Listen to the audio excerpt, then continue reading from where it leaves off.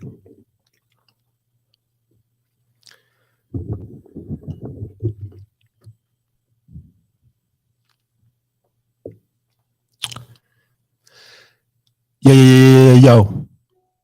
Back up in the building for another edition of the Harry's Drinking Again Pubcast. I'm your host, Harry Too Scary, a.k.a. Harris. And tonight, we got a dope edition for you. We're talking to a life coach, a motivational speaker, a therapist. It's going to get interesting tonight.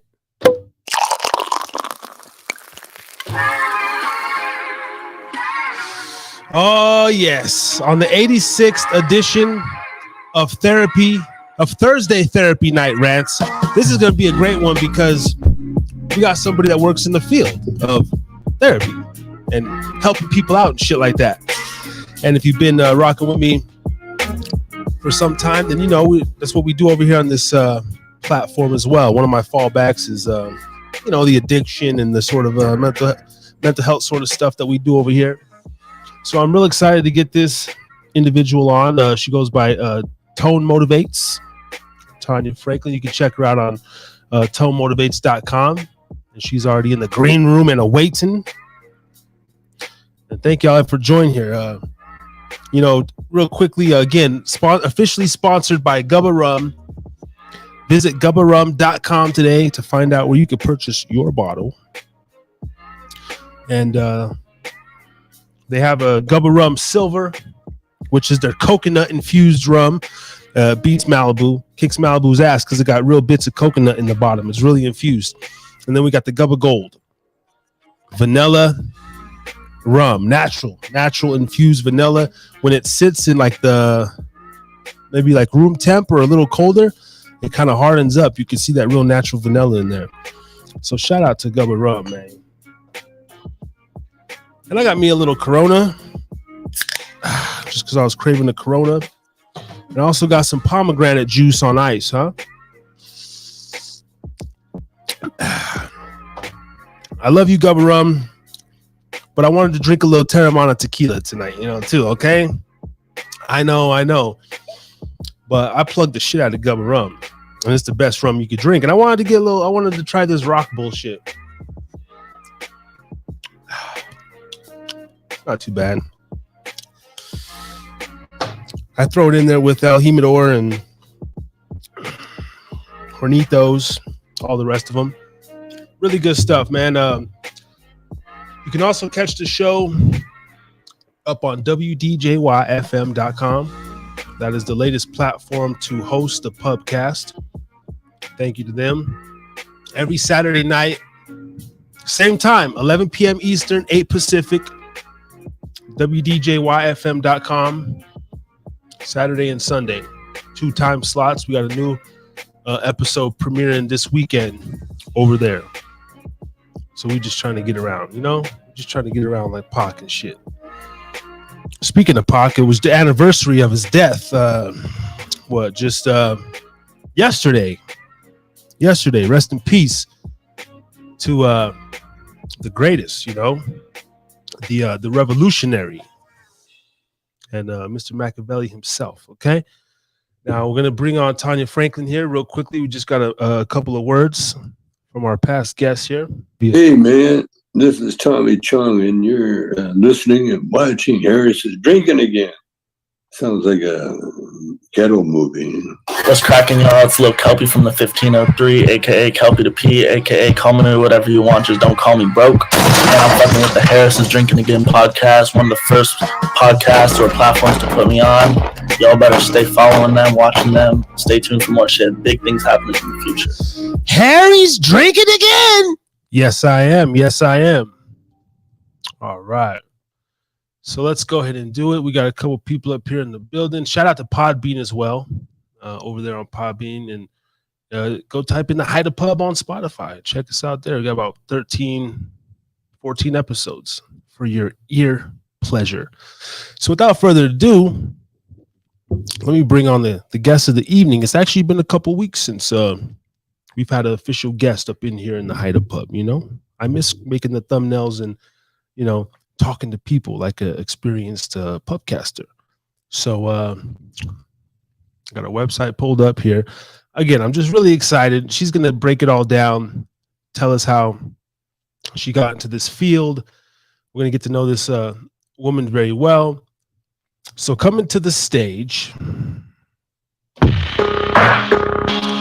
we have a life coach, clinical behavior therapist, and a motivational speaker, amongst many more things. Welcome, Tone Motivates, aka Tanya Franklin in the house. We up now, yes.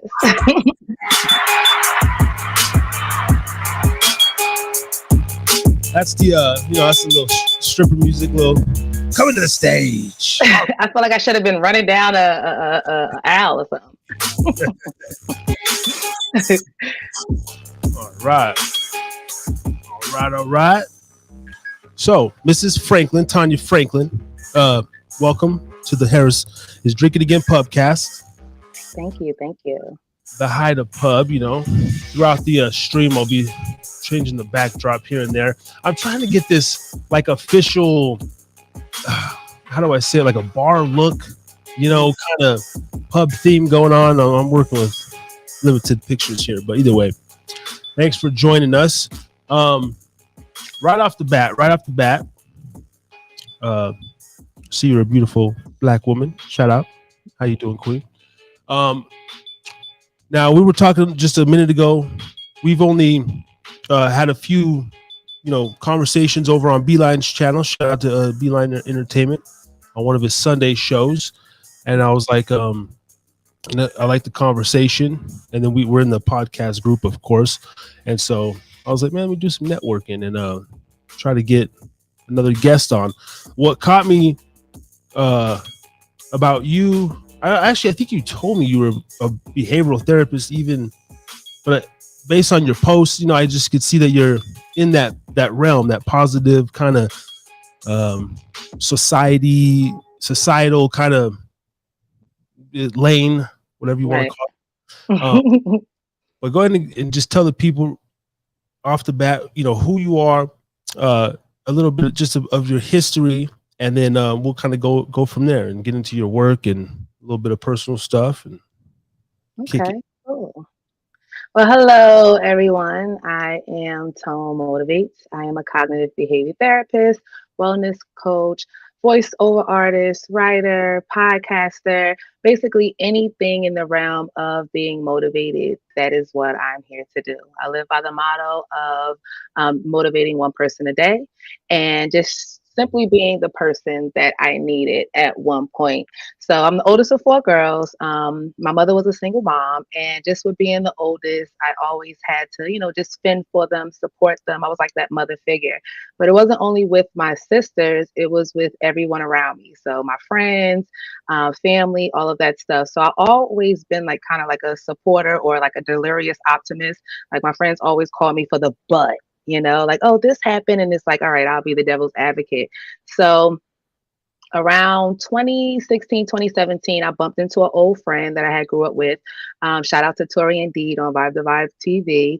And I really noticed that I had got away from writing and stuff like that. I had dealt with a couple up and coming record labels as a teen, fresh out of high school. And then when I had my son at 21, it was like, all right, can't do this hobby anymore, get back to work. And I felt like a piece of me was missing. So with bumping back into my childhood friend, I'm like, you know what?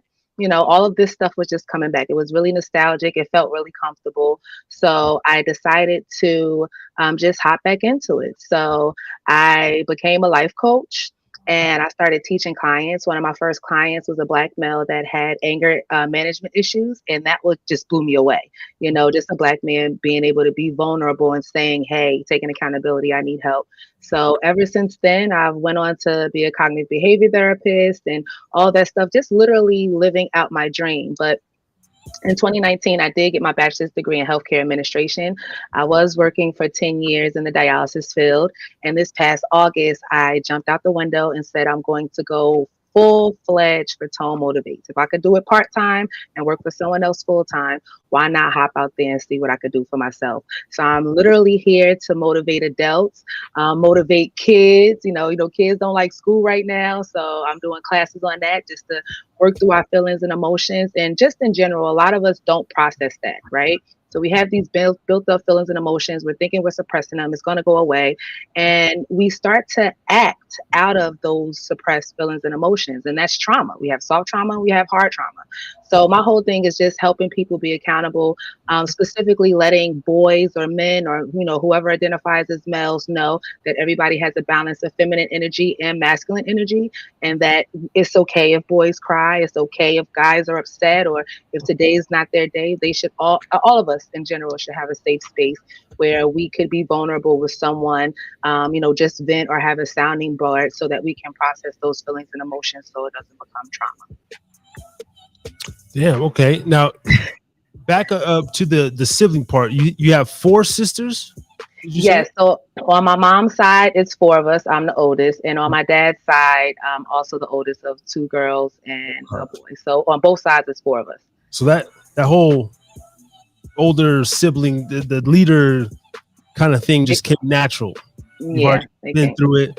You were taking care of your siblings and probably telling them like, come on, let's go, right? Mm-hmm. And I'm so proud of all of them. They might not, they see I stumble and fall. I'm human, but when it comes to my business, they know work hard for what you want and don't let nobody tell you no. So shout out to my siblings. I'm so proud of y'all and all that y'all doing. Keep going.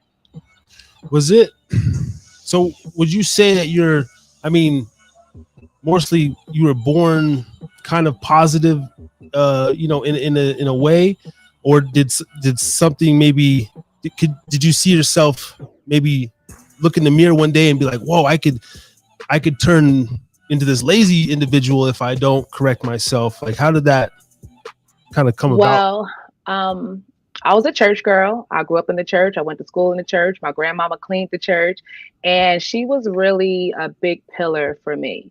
I went through rough things as a child, and even though I had a big family, I always kind of felt alone or like different. So even though I was able to give all of these things to everyone around me, I didn't really feel like it was reciprocated, or like it was just something that was always missing. And my grandmother always consistently just instilled in me that God will perfect that which concerns me. So it doesn't mean my God, it's your God, your faith, whatever it is that you believe in, but you have to have that faith that all things happen for a reason and that he will pull you out of that. So with just my grandmother building me up like that, I in turn helped build my sisters up like that. And I developed just an optimistic attitude, period. I'm also a Libra, so we're all about balance. But I just was always optimistic, you know what I mean? Just because I might have grew up on, food stamps or public housing and stuff like that didn't mean that I had to go on and have kids and experience the same thing. And I am proud, no, not knocking anybody, but I am proud to know that I immediately broke those generational curses just with being conscious and knowing what I wanted. So I didn't always know that it would be coaching that I was doing, but with taking coaching classes and getting certified, it was all the same thing. I was just learning statistics instead of just going off of, what I learned through experience. And I always tell my clients, I'm simply your tour guide. I don't have it all figured out. I'm still trying to figure it out on my own, but I'm here to help you avoid a speed bump if I just hit that speed bump a couple of steps ahead of you. Okay. Now, that's why I'm so excited to have you on. I assume, like you spoke about a black man with anger issues, common stuff that we deal with in the community. Do you deal also with, just substance abuse, people who have been abused in their past, right? Anything negative is your lane, so to speak, right? Yeah, because a lot of people think with you motivating that you're always consistently positive. And that's not the case. It's me accepting when I'm not so positive or when I'm not so motivated and just pouring into myself and giving myself that self-care and that self-love. Regardless of what your ailments or conditions or vices might be, a lot of us treat others better than we would treat ourselves. And when we realize that if we were nicer to ourselves, gentler to ourselves, had more compassion, on ourselves, that a lot of times it would help us get out of those ruts or situations that we're going through with that. But to answer what you were saying, I deal with wellness coaching, any kind of like substance abuse. I haven't really gotten that deep into it, but in the New Jersey area, I'm literally like all over the state. I travel different places wherever I might be needed. And there's a wellness center in Hackensack that I deal with. And, some of the clients there, they do have substance abuse issues. And, a lot of people think that just throwing medicine at a person is going to help, but if I'm clinically depressed and you throw me this medication, but I never opened it up because it's still sitting in my medicine cabinet, what is that going to do? If I do take that medicine, but still don't know how to get out the bed and get dressed and go to that interview, how am I going to provide for my family? You know what I mean? So a lot of, not even a lot of, but the healthcare industry doesn't understand that if we worked more on cognitive behavior and the way people thought, that it would be in addition to medication. In some instances, it would take place of said medication as well. Right. I grew up on medication. I'm one of those kids who was medicated from like 6 to 18. I was diagnosed with Tourette syndrome. I still have it a little bit, a lot of tics, but it was worse when I was a kid, and ADHD and stuff. So when I was 18, I had a epiphany, if you will. I got off all medication. I quit drinking soda. I did a brain detox. I didn't listen to no rap music or nothing for 30 days. It was really cool. It actually helped me. But I'm a believer in Eastern philosophies, or just, like whatever there's a pill for. Some medication's good, but tea, yoga, right? There was a year in my life where I started juicing, but then I found out about blending, and I did this whole blending thing for like a year. It was the best I ever felt and looked. I don't know why I can't get back there, because I drink more of this these days. So if I was let's say I'm a client, or if I call you up or send you an email, hey Tone, hey, my name's Harris, I'm 36 years old, this is what's going on in my life. Kind of walk us through, like, maybe like what sort of intake do you do, or what sort of like questions would you gather from me, and then do you make these people a personal chart or graph that they have to follow? Like, kind of break down that process a little bit. Yeah. Well, it all depends on if they have like group sessions or personal sessions. But before anything, we have a vision call. And with that vision call, it's just literally me getting to know you. So I want to know if you're happy. A lot of the times, that's why people come. Something's not right. They want to change something, right? So what do you want to change? How do you think that we can get there? What's preventing you from getting there? What things might have happened in your past to make you perceive yourself this way, or make you believe that you can't accomplish what you're going to accomplish? So literally, it is not brain work. It's literally asking yourself questions that we typically ask ourselves anyway, but it's just that little tiny voice that we don't give much attention to. You know what I mean? So it's literally just being conscious of what it is that you might want. And even if you don't know what you want, it's being accountable and conscious of, I'm not sure. I just know something's off and I want something to change. So for instance, journaling, that is a huge thing for me. Like I'm definitely a writer, but I encourage anybody that I talk to, I don't care if you're 9, I encourage you to just write. If that ends up being doodling, or, saying I'm angry, I'm mad, I can't stand my mom, or whatever the case may be, like I really feel like it's the outlet of the soul. Because when you're talking, it's like, okay, well, it's just me. Do I talk out loud still? Do I talk in my head? But when you're writing, it's almost always silent. You could do it on a bus, you could do it in the bathroom, wherever. And I noticed with writing, no matter what it was, whether it was just about my day, I'm about to take a flight because I used to travel for work, whatever the case may be, I'll go back a year and I'll look at September 14th, if I happen to write in my journal at that time, and I can literally see my life changing, or things that I aspire to be or want, or that I wanted to change with myself, and to see where I'm at now, like that's all the proof that I need. So a lot of people think that it's so expensive to have therapy and this, like that, this and that. And in my culture, whatever happened in your home stayed in your home. That was it. That was all. And that's the main thing. Like sometimes nobody in my house is who I feel comfortable with talking to. And a lot of times we need a stranger or somebody that we don't know because there's no bias. I don't know what to base it off of. If you want to literally come to a session and lie to me about your life, then, that speaks volumes for you. But a lot of the times these people have been crying out to people around them for a while now, and they don't listen. And, I know people that's committed suicide. I graduated in 2003. A bunch of my friends have died over different things. Life is truly short, and people think that with money everything will be solved, and I'm okay with living paycheck to paycheck as long as I have my peace. And as long as you know that, like, you're going to stumble, you're going to fall, but it's not the end of the world, and that you can get out of the rut, that's all that matters. And that's the main thing. A lot of people get stuck in places and automatically assume there's no way to get out. They focus on the problem instead of focusing on the solution. And with me, it's all about the solutions. We could cry today, but wrap that shit up, and tomorrow, we're going to dust ourselves off and we're going to try again. If we fall again, the whole point is, what's that song? Knock me down 9 times, I get up 10 or whatever. Is consistently knowing you have to roll with the punches sometime. Take a break when you need to, but you got to do what you got to do if you want to get the results that you want. Since you've started your career on this path, would you say that the majority of people are just suffering from like some form of depression these days, like in general, like this lethargic haze over their brain where it's just like they can't function or they don't know what to do next? Or what are people, what is the assessment? I mean, it's a mixture of all of these things. I mean, I'm an 80s baby.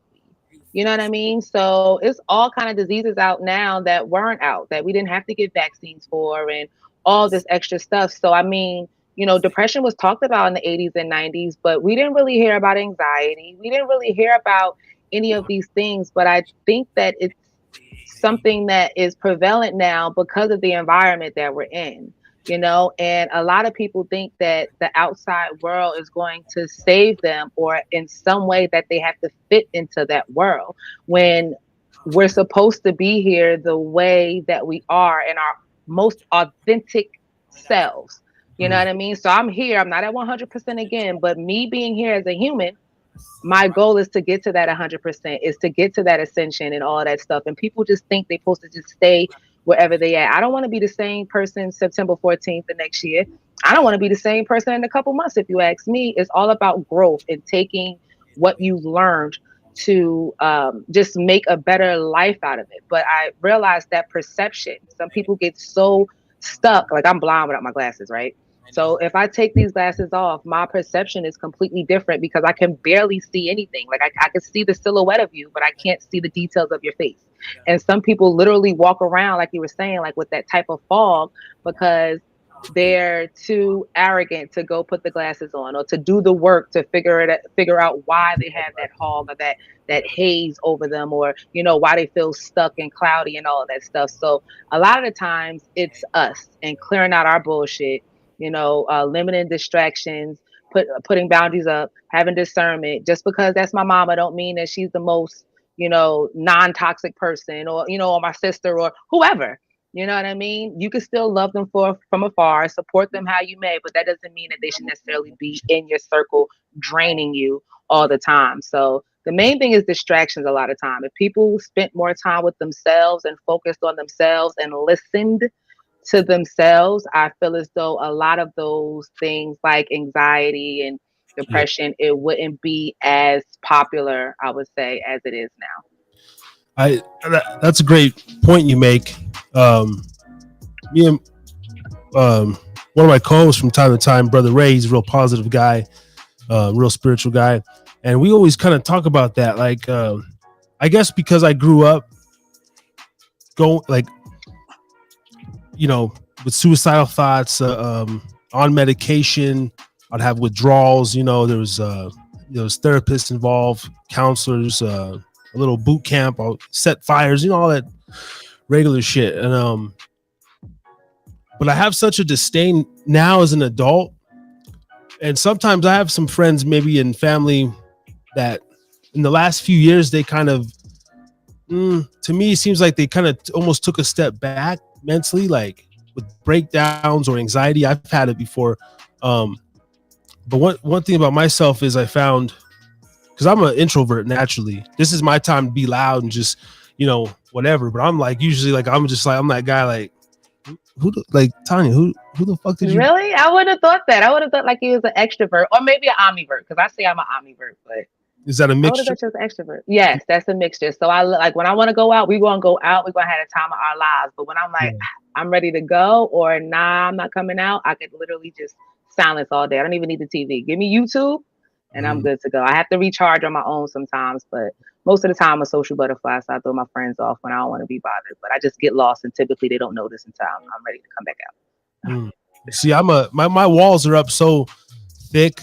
Like I always say this, like I always speak if spoken to, and then when I enter a room, it's a nod or depending on how many people. Hey, how you doing? What's up? I greet myself, but I'm usually the quietest one in the room, and that's just because I process a lot, and I always I'm a thinker, but I've always listened before I spoke, and but a lot of that I guess goes back to when I was younger, when I would get anxiety, like real anxiety. I don't know. As a 36, I just turned 36.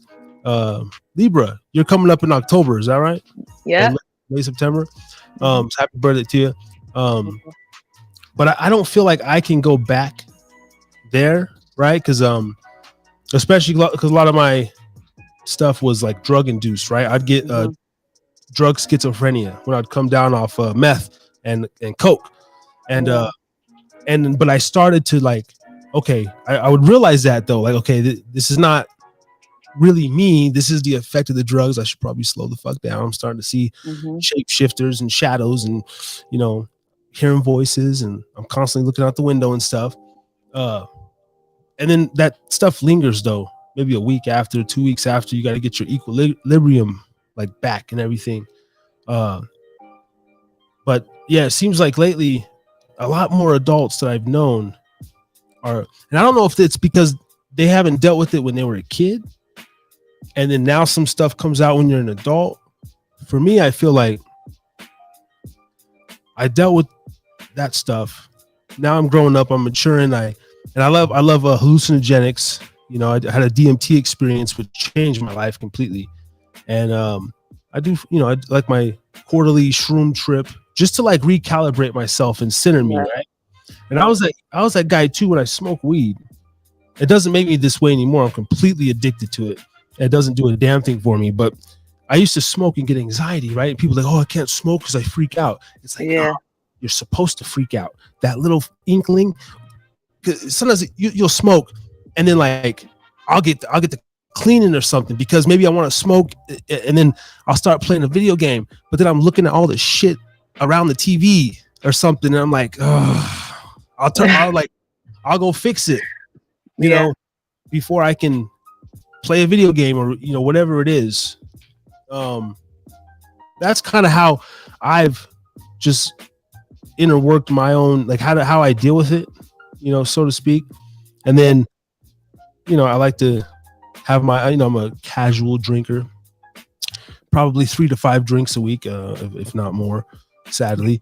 But even with me, I know I can't really slip. Well, I could, but it's very, I guess you just got to be in tune with yourself, and a lot of people aren't, which weirds me out. It really weirds me out. And because that's my quest too. I believe the older we get, the wiser we're supposed to get. And which scares me too sometimes, because I sometimes mentally I feel like I'm 10 years behind. Really, I'm like, damn, I'm almost 40. Like, there's no way. When I was a young man and I would think of a 30 or 40-year-old, they were just bigger back in the day. I don't know. They were just like a 40-year-old man was like a man, like right. But that's because we were smaller too. So now, we're adults and it's like, oh, these uncles are not that big. But it, like with the medication and stuff, that's the self medication, like just how popular it is for people to take prescription drugs that don't belong to them. They're consistently self medicating, hoping that it fills some kind of void, not knowing that it's not filling anything. And I think one of the most passionate reasons why I am a wellness coach and a cognitive behavior therapist is because I have a 16-year-old, he'll be 17 in December, and he was classified at one point. And with being a single mom, like, I have a career, I traveled all over New Jersey, you know, I'll get 100 miles out in New Jersey, and I got 12 people waiting for me there to get trained, and I get a phone call, I got to go pick up my son. You know what I mean? So once he was classified, I'm going to all of these therapy sessions. Like, it was just nonstop. Even I'm doing therapy, and I'm just trying to do whatever I can to help him. And I mean, everybody has their own situations. His father wasn't around, you know, he was in and out of jail, stuff like that. I don't know what this young man is going through. Like I told you, I grew up around girls, you know, and he broke down on me maybe one time. And that's all I needed to know. Like, all right, with this medication, he's quiet, he's in school, he's staying in school, but this isn't my kid. You know what I mean? He's extra quiet, he's really reserved, like he's like hazy in the brain, you know. And I'm like, is it worth it? So this was right around COVID. I think he was just hitting middle school. And once COVID hit, I'm like, we home anyway. You know, so I tossed the medicine out, and thank God since then he's been good. He's a junior in Votech now, so he wants to be a carpenter. So all he needed was somebody to believe in him and know that they couldn't teach him within the box. He's outside of the box, because that's the main thing.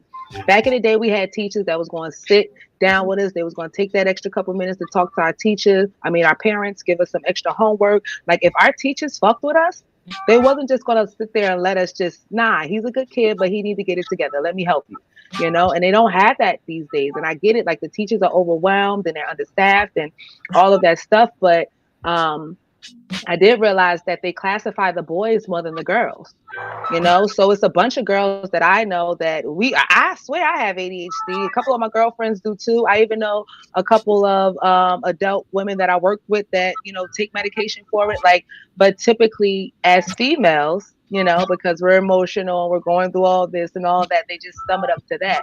Whereas with the guys, since you're not supposed to be emotional, and, you know, they just automatically assume something's wrong with you because you tick a little differently.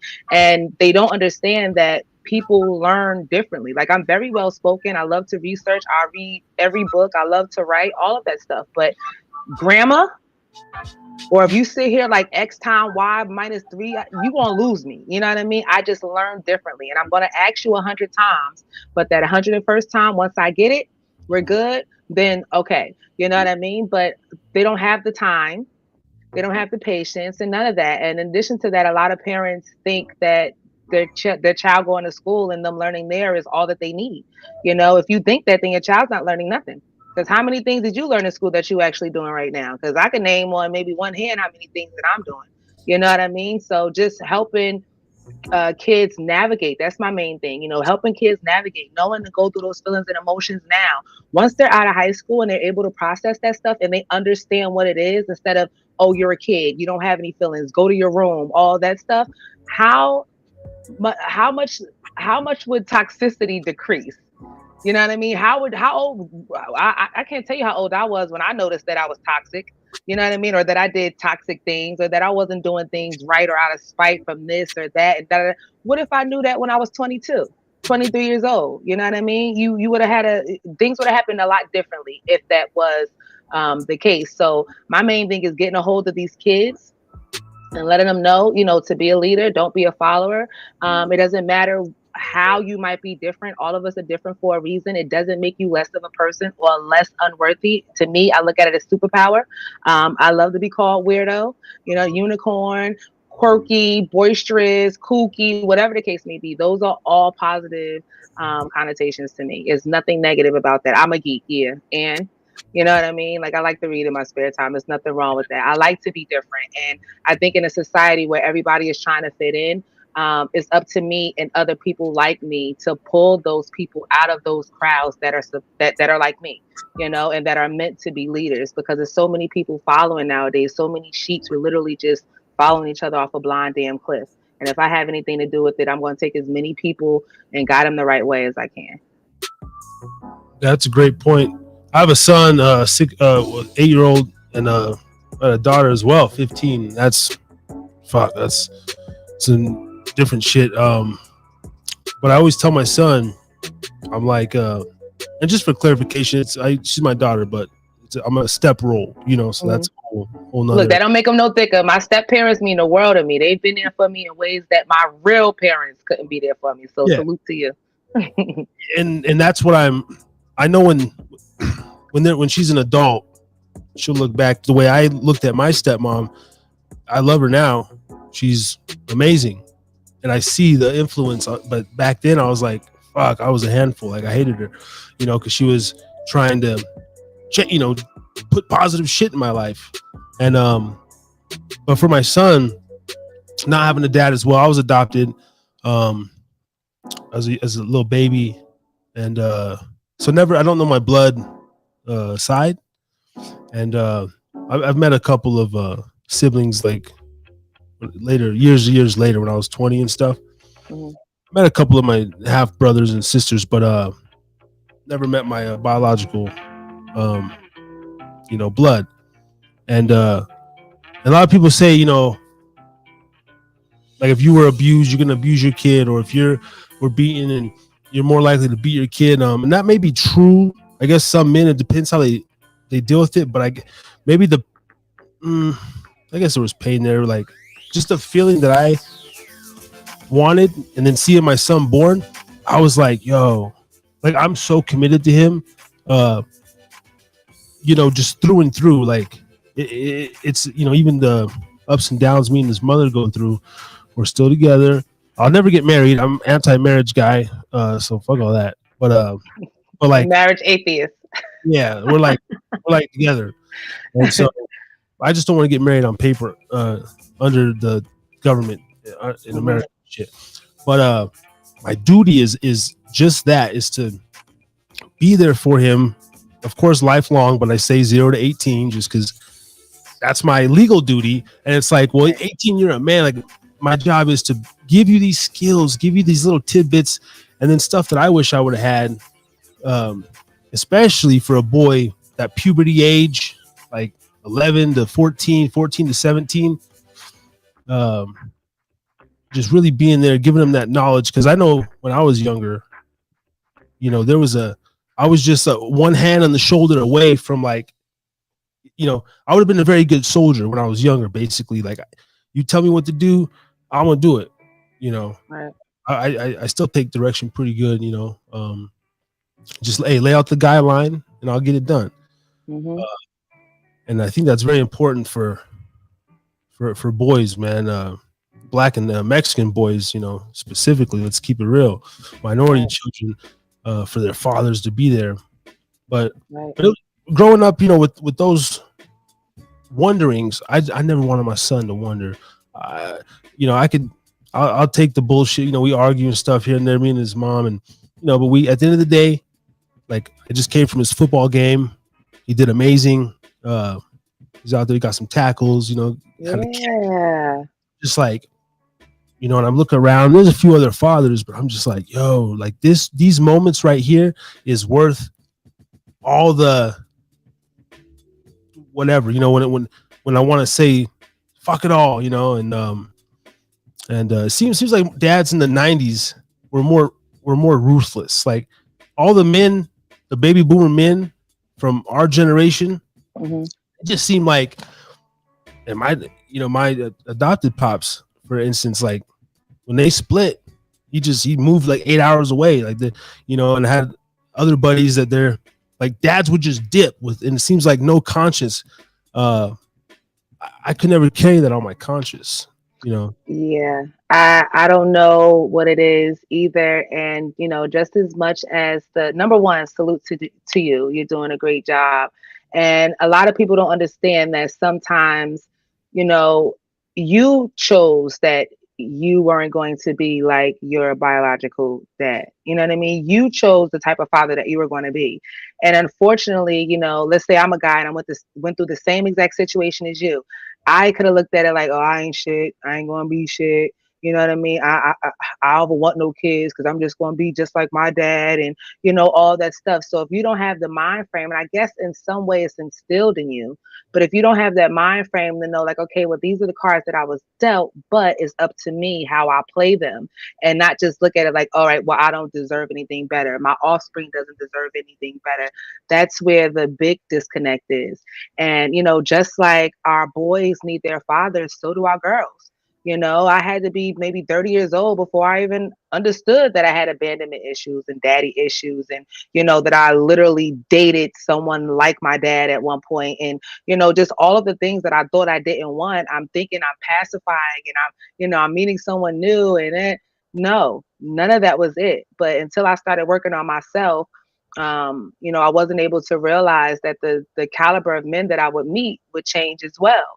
And a lot of times it's just guidance. Like, yes, I had an uncle, my stepdad was there for me. I had a few, like two. They were really there for me. They really, they meant a lot to me even to this day. But besides that, it wasn't really nobody that I felt like I could call my own. You know what I mean? So I was toxic at a point. I'm clingy. I'm letting guys do whatever the hell they want. Like, I've always been a boss, whether it's just working or not. I've always had my own, but I would specifically deal with guys that didn't have nothing. Because if you don't have nothing, then that I'm dealing with you for you, right?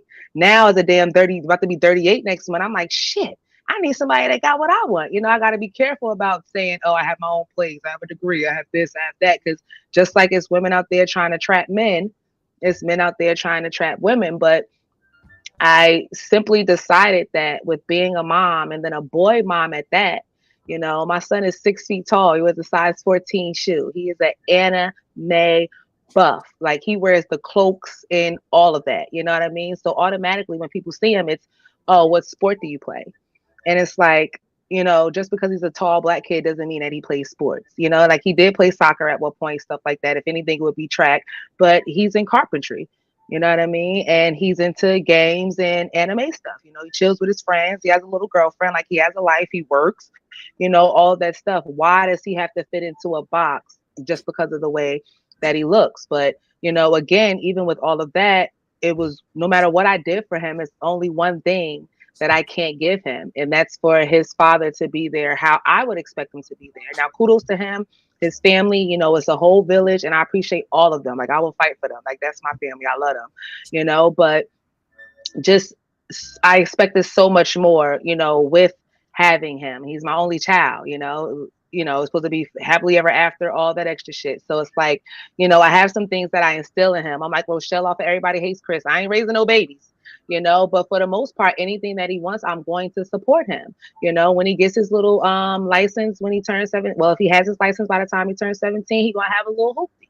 You know what I mean? When he graduates, as long as he does what he has to do, he's gonna have a little van, he's gonna have a little LLC, you know what I mean? Because I know that he's not the college type, so it's my job to set my kid up, as best as possible so that he can be successful. If somebody handed me those resources when I was his age, I would have been on some Oprah, you know what I mean? Ayana Van Zandt, or, way further along. So literally that guidance, and it's not just dads, it's dad figures.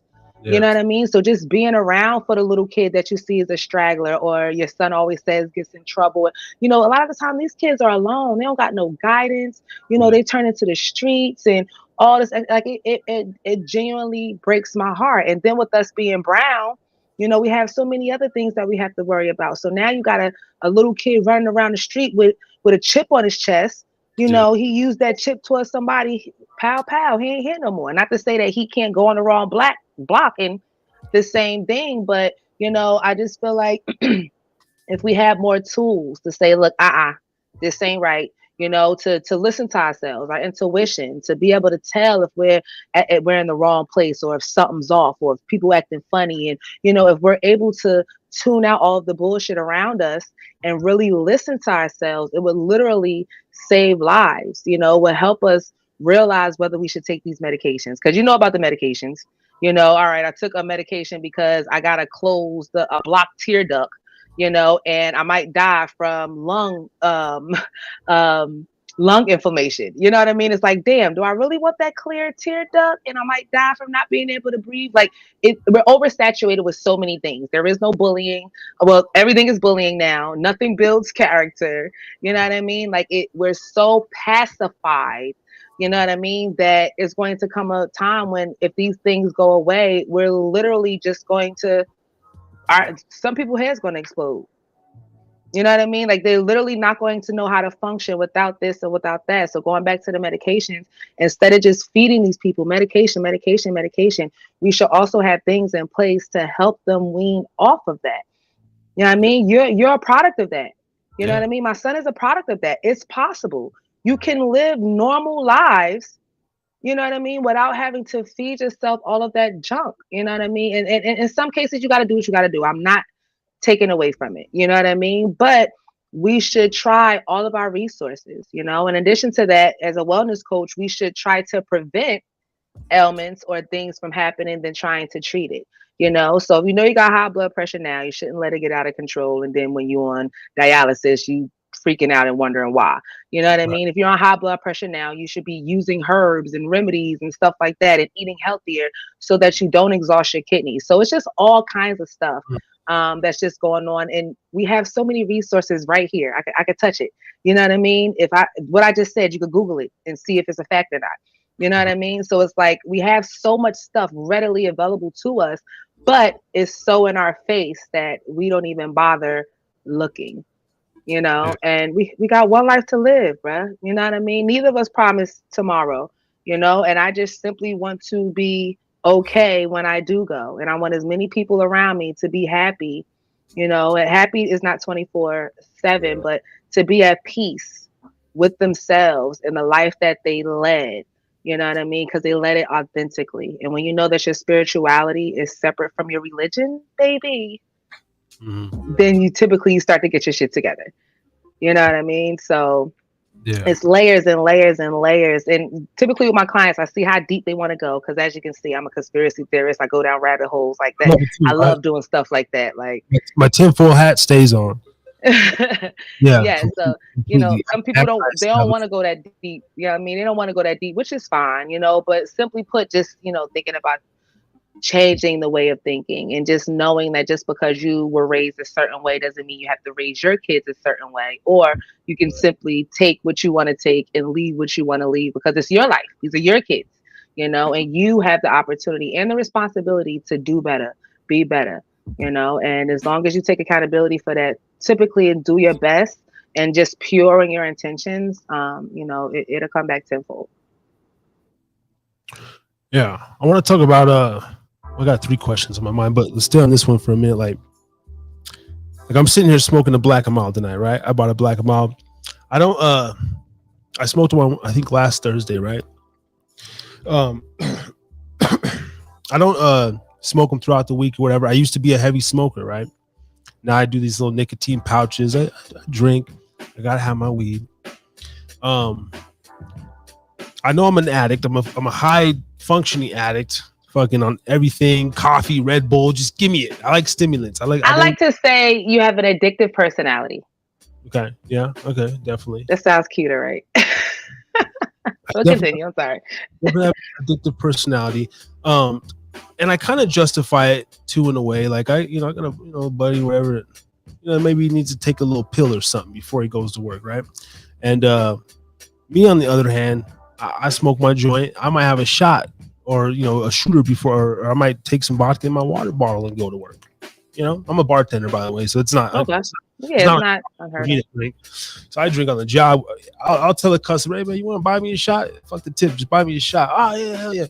And but those are, for me, as long as I keep it in a moderation fashion, that's like me taking a pill, right? I'm just so against refilling this, and I just call my weed. I go to the dispensary here in Nevada, but I go down to the dispensary, I refill, my weed bag, and that makes me happy. Now, would you say, in your professional opinion, that, like, okay, it's cool that I'm I've gotten this far, but then is there like another later? It's like, well, bro, why do you need a shot to go to work anyway? Why do you like, or if you know, if I don't get my joint lit and get that exact hit that I want, I'm at work like, fuck, I just want to go out and, you know, dig in my ashtray and finish that joint off, you know, on my break.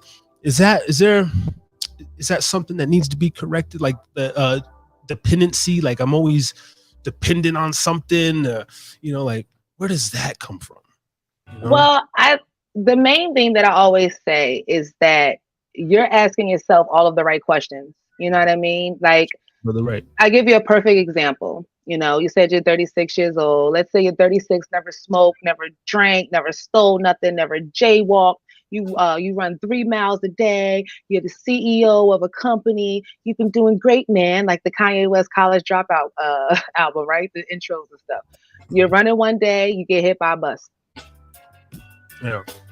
What does it matter whether you smoked, whether you drank, whether you did this, whether you did that? You know what I mean? Now, the same Lush, everybody has one in their town. You know, they're always outside of the liquor store. They live to 98. You know what I mean? Like, there's no way. Right. Yes, there's no way to know. You know, I look at it like this. If it's interfering with your job performance, if it's interfering with the relationships that you have with people, if you're physically hurting someone, you know, stuff like that, then yes, that's something that you need to work on. But I'm also very humble. And I'm not the type of person to say, oh, well, because I'm a wellness coach, I'm a vegetarian. I smoke sometime too. You know, I like a little drinky drink as well. You know what I mean? This January will be a year that I cut cigarettes. I quit it before, but I never just left it. You know what I mean? So I don't smoke regular cigarettes, but for some reason, when I drink, it's the filter tip Black and Milds. They're cheap. I'm not spending as much as I do. Like, so it's like justified. You know what I mean? It's justified to me. So it's like, I'm not one to sit here and judge just because I'm a wellness coach that eats meat and you don't, but you smoke and I don't. The way I look at it is, as long as you're doing it in moderation, you're not hurting nobody, then rock out. Now, I do believe, you know, every time we reach another level or another point of growth, it doesn't end. You know, it's not a race, it's a marathon. It's a whole journey of life, right? So you said you used to chief like crazy. You don't smoke as much no more. You know, so if it as far as Black and Milds. Oh yeah. Right, because I can't say chief unless it's weed, right? Yeah. Okay, all right, I see. I didn't know that. Look, you learn something new every day. So, you know, you say you used to smoke a lot of tobacco or whatever, like that, right? Yeah. So let's say, for instance, you know, instead of smoking the whole black, you say from now on you're only going to smoke half, and you're going to throw the rest out, and you're only going to have that one. So you have to physically, like I learned, like some of my cousins, they'll be outside chilling, they smoking ha kiki, and they got money. And I'm like, why are we going to the gas station to get a black? But it's going to deter them from going to get it. They don't have any more. They have to go to the store and get it. So they just get one. So like a couple years ago, I had weight loss surgery. I dropped like 100 pounds. Right. So I don't drink much sugar, soda, none of that. Every once in a while, I might crave for one. So guess what? I'll go to the bodega or the corner store. I'll get a can of soda. I'll enjoy it. And once it's gone, it's gone.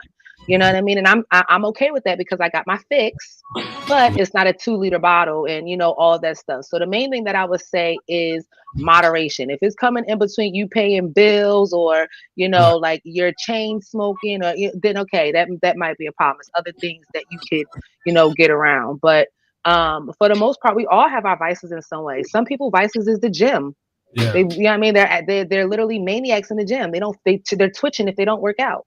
You know, so everybody has their thing. But at the end of the day, if you were to lay in your bed tonight and this is your last night, would you be happy? Would you be at peace? If that means taking a pull of your black, you know what I mean, while you're in the hospital, like whatever the case may be, you know how the little movies be like, oh, look at my pocket. It's a little shot in there. Like, you ain't supposed to drink no shot, Uncle Doc. You know what I mean? Like, nah, bump that. You know, I'm grown. Like, fuck it. Harry's again. YOLO. That's how I look at it. YOLO. You know what I mean? As long as it's moderation, live your life. Don't sit out here and, you know, you could go at any time. You know, just be mindful and be conscious of what you're doing. That's the main thing, you know. Okay. And yeah, that's when I think of my stuff, and even some of my close friends and family, they'll be like, even ones that don't partake in any vices like myself. I've been told recently, and a lot of times they're like, yo, like, why you so I'm the guy, like I did some cocaine like 3 weeks ago when I went back home to Vegas, and it was like 2 years since I did cocaine because I don't want to do it anymore. And the last time I did it, I was in Mexico. I had to do it in Mexico. It was fucking amazing. And so I said I would never do it again here in the States because it ain't worth it. Like I took one bump of this shit down there and I was like, oh, it was amazing. And but I did it again about 3 weeks ago, you know, with the fellas. And I didn't really want to, but again, I haven't reached that total play. Like after the second night, I'm like, I'm cool, bro. Like I don't even like it was fun, but I literally feel like shit. My nostrils are bleeding. I got sores.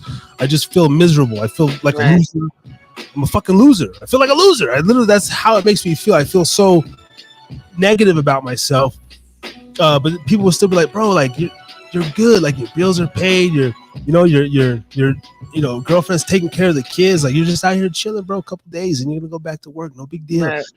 And I'm like, yeah, I guess you're right. But yes, they aren't right. They're right in everything that they're saying, but that doesn't mean that just because all of that is true that you want to do coke. You know what I mean? And just because that might have been Harris at that time doesn't mean that you're not still Harris, but different. You know what I mean? So if you seem like if those your boys and y'all get up and y'all have your little trips or whatever the case may be, or when you go back home, maybe take some shrooms and stuff like that. Like, y'all do what y'all do, but this is what I do because it made you feel so bad. Now, stuff like that, when it made you feel bad, like guilty after, I feel, you know what I mean? I feel dirty and shameful. Yeah. So that just next time that happens, just remember how you felt this time. You know what I mean? And if that means that you take a little extra, you know, something different for you, something that's a little extra for you, then you take your extra, but just, you know, and your boys have to understand that as well. You know, that goes to boundaries and discernment. Like, look, yes, I don't care how happy you think my life is. I need you to respect me as a person. I'm not knocking or judging anything that you do. I love you. We out here. Let's go. But I got my own little party pack. You keep that, I'm good. You know what I mean? And they have to respect that. And if they respect it, fine. If they start to pressure you or consistently keep coming back to it, then that's maybe another conversation that you have to have down the line. But your friends need to know boundaries. You know what I mean? That's just like if I'm not going to sit here and smoke a blunt and keep passing you. Well, I mean, smokers do that. They consistently pass the blunt to somebody that doesn't smoke. It's just a habit. But you know, I'm not going to consistently keep passing someone a blunt when they're saying that it's different if they don't smoke and I'm just doing it out of reflex. But if you're telling me that you're trying to stop, you know what I mean? Why would I pass you a cigarette or smoke a cigarette in front of you knowing, you know, that you don't want to deal with that anymore? So just for you being able to say, cool, y'all can do what y'all want to do. We all we all chilling, we bugging, but I'm good on that. You know what I mean? Like you don't. I just feel like, and I'm real big off of energy and stuff like that. And you just didn't feel like yourself. You felt bad because you know you came such a long way, and that is something that's in your past right now. You don't need that. You know what I mean? You get euphoria in different ways now, so you don't have to mask anything that you're trying to get away from with that anymore because you've grown so much and you're a different person now. You know what I mean? So they can understand it or they don't. But next time, look, don't make me come to Vegas. I need a reason. I only been out there twice. You feel me? Like, who messing with Harry? He said no. Leave him alone. Thank you. Well, like, we good off these shrooms, okay? The thing is, like, I know there's gonna be a day where, and I've done it. Like, I know I'm done with the whole meth shit. That's for sure. Because that's like an extra. That's like coke times 1,000. That's like, I couldn't even do that. But there was still this pull there. It was like, fuck, I want that feeling. Like I wanted. It's good for like the first 45 minutes, first hour, and then after that, I'm like, fuck, all right, it's time to come. How long does it last? I mean, you know, you're probably gonna peak out at 2 hours, 4 hours, but it's you got to keep doing it to, you know, like the peak for me, I guess, because I've done it so many years, is I get like a good hour out of it, like, you know, a couple hours, and then I start to crash, and then my whole brain fog comes, and there's a spiritual torment there with it because, I guess, you know, being a Virgo, just kind of, I don't know, fuck astrology, but you know, if you want to even go off those terms, like we're very we worry about our hygiene, we worry about our health. I believe my organ is the kidneys or the small intestine, if I'm not mistaken, one of the two. Like that's what the organ that rules over us. You regulate. Yeah, younger I wanted to play basketball, of course. You know, I was into sports, so I had to keep my body clean for that. And so there was a reason to like kind of be healthy. But I always have this I guess battle of within, to where my body was really made, whoever the hell my biological parents were, and there were some partiers, man, and because it's like everything I do is in high tolerance. I can sleep for 45 minutes or 2 hours or be up for 2 or 3 days on or off drugs. I'll just be up. Like if I have something to do, you're like, yo, we can't go to sleep for like 2 days. I'll be like, all right, cool, let's roll, and so I could be a rock star, fucking night in, night out, raw. But then deep down, when I really sit and like get into with myself or meditate or go for my walks or my hikes, I see myself as an old man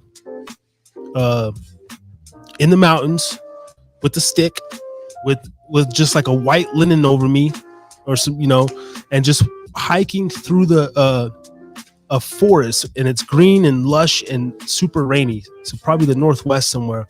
And but to me, that when I sit and ask myself, like, what is peace? Like, what does a peaceful life look like? That's a man of wisdom.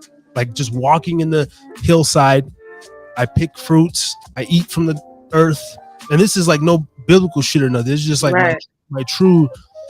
Where would I want to be? Like you want the rock star life, the fucking bad bitches, and the tours and drugs, and then you die in a hotel at 45, right? But you're a legend. Or do you want to be this guru, Russell Simmons, without the sex allegations? Because I heard that's why he's hiding out. And I don't want to be, but he's on his yogi tip. I respect that. And he's a positive guy, at least when he talks in the public. But I heard he's running for some charges. But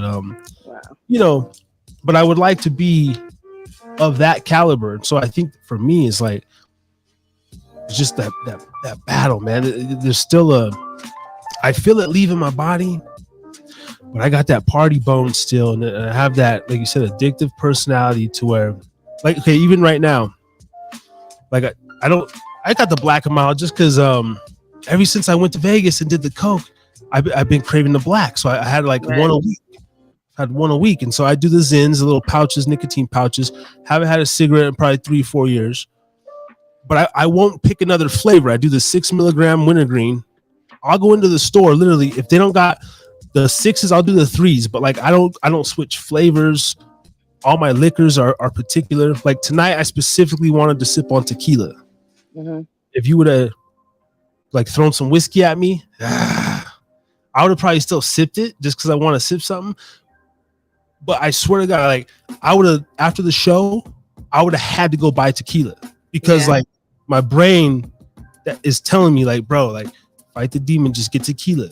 And then tomorrow I might wake up like, damn, I really want like a screwdriver, and I might have a screwdriver, but then I won't drink the rest of the night or something. So, but I don't know what that voice is like. I'm very cool with moderation, but there's still this little thing there that's like, I don't want to get off on too many things because, I like this, I like that. The next thing you know, I'm, fucking just all over the place. Can't get out of the cycle. Naked, standing at the edge of a cliff. But you know what? I think that little voice that you're talking about, that's your intuition. And, there's no one around you saying, oh my God, well, you need to stop doing this. These are conversations that you're having with yourself. So to me, it just seems like, you're in between another elevation. Or ascension, or whatever it is that you want to call it. You're about to enter a new chapter in your life. So since you're entering that new chapter, you have this aching of something that you're supposed to leave behind, but is trying to come with you before you flip that new page. So, that's conversations that you have to have with yourself. You know what I mean? Like, am I going to continue to do this? Am I not? And again, you have to give yourself grace. You know, you have to, you know how they say, don't forget where you came from. You know, you have to remember how far you came. So you have to be stern with yourself, hold yourself accountable, but you also have to be able to pat yourself on the back and say, you know, I'm human. I fucked up this time. I ain't going to do it again. But, you know, just holding yourself accountable, that little voice, your intuition is not going to go anywhere. You know what I mean? But being able to know that there is a little voice and it's just not you. Like you seem to be very decisive. You know what I mean? Like something's saying something to you. Like, all right, I know what it is. A lot of people was like, oh my God, what the hell is that? You know, they just think that they're being overthinkers or whatever like that. So it seems like you know what you want. You know how to get there. You know it's something, but you're just trying to figure out, you know, what it is. So, you know, I mean, as far as like the patches and stuff like that, maybe start getting used to just the 3.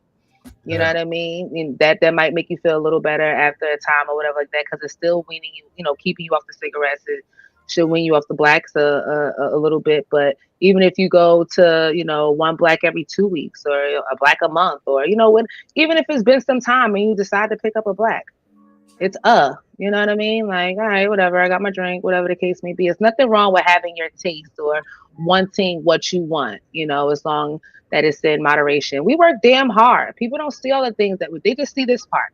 You know what I mean? They don't see all the things that we do in the background, that we also have jobs and families and lives like everybody else. You know what I mean? It's hard out there. So if I need to kick my foot up, like sometimes I even go to a hotel. Like, you know, you don't got the kids sometimes, just you and your shorty go to the hotel with a jacuzzi and rock out. Bring everything that you want to bring to the party. Bring your Alexa, bring your cars, whatever y'all can have, like a fun night. Maybe make it a game night too, maybe some strip poker or whatever the case may be. But literally just, you know, recreate different environments or atmospheres that would give you the same feeling as, you know, whatever drugs and vices that you're trying to leave behind. That's typically like what I do. I took up skating. I skated as a kid. I haven't skated as an adult, period, maybe twice, but I bought some skates and I'm skating. I walk like 2 miles 3 times a week now. This is never nothing that I would do, you know, when I was younger. But I also can't really drink all night now and just pop up and be to work at 4 o'clock in the morning like I used to. Like, I don't even want to do that, you know? So it's just the evolution of me, the evolution of you, and just, you know, simply knowing that you're changing. And as we change, like the 46-year-old, you ain't gonna want to do the same shit you're doing now.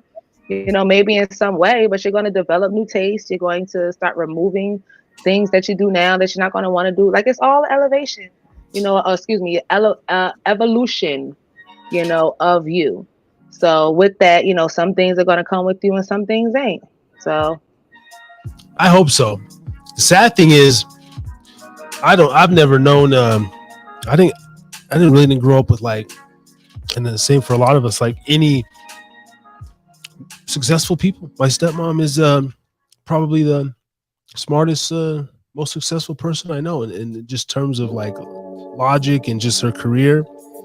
And like, it's really interesting, man. I know 50-year-olds, you know, that are just still battling with like, they drink more than me. I mean, I don't even really drink that. You know, the whole Harris is drinking.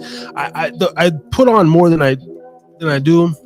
You know, like, I don't know, I drink like a 8 ounce, whatever, force half a pint, you know, during a show and here and there. But it seems like, and maybe that's what I'm looking at too much. It's like, damn, okay, I got to get away from that. I'm my own man.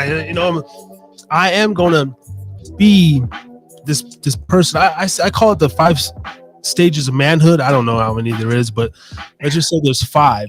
I truly feel like I'm on number 4, maybe even 3.8, 3.9, but like a 4. And I'm like you said, I'm in that in between. The next phase, I guess, when I really hone in on it, and the battle is like, it's discipline. It's mastering my brain. My heart is great, great place. I truly know my heart. Like I don't do nothing. I don't want to hurt you. I'm so fucking chill, and I think that's why I'm so quiet. And sometimes I come off even like a dick or arrogant. Like, I'll just be in line when I go into in public and shit like that. I fucking mind my business. I'm just so in my head, and right.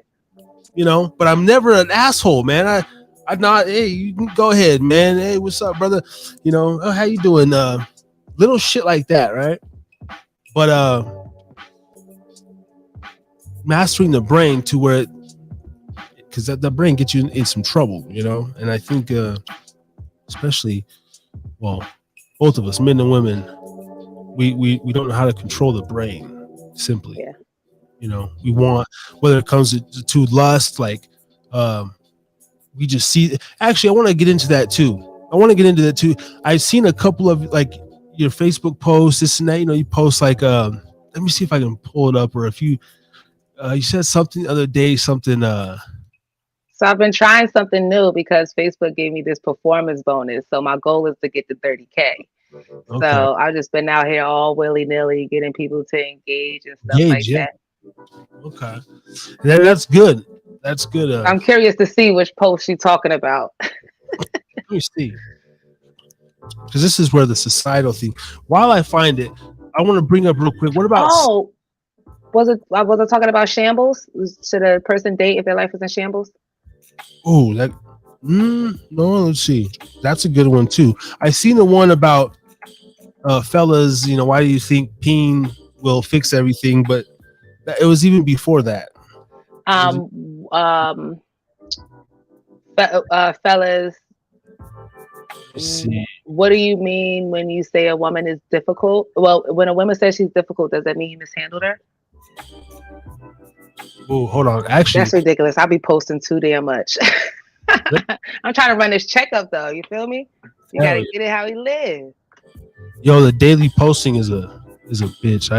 Yes. I'm like, I don't know how people do this, and then they don't have a regular job or any. Like, I'm doing this as, you know, we do this as a job, and I'm like, it's exhausting. Like I lay in the bed at night and set all my my post up for the next day. Very smart. All right, here we got Tanya Franklin's Facebook page. Go give her a follow. 5.3K followers. Tone motivates. She's doing the damn thing.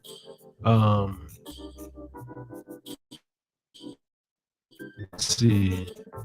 Got a couple of publications. Congratulations. Yeah. Huami magazine. Libra's up next. Hey, we still got a few more days in Virgo season. A few more days. And why y'all think calling us fat matters? It's men that suck. Okay, yeah, true. Every single job. Where's that? You're making me think. Like, I post a lot. Jesus. Yeah, no.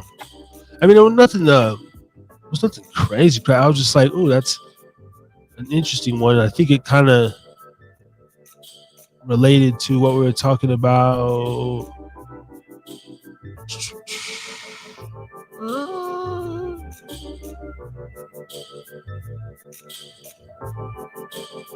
It could have been this one. Because in this one,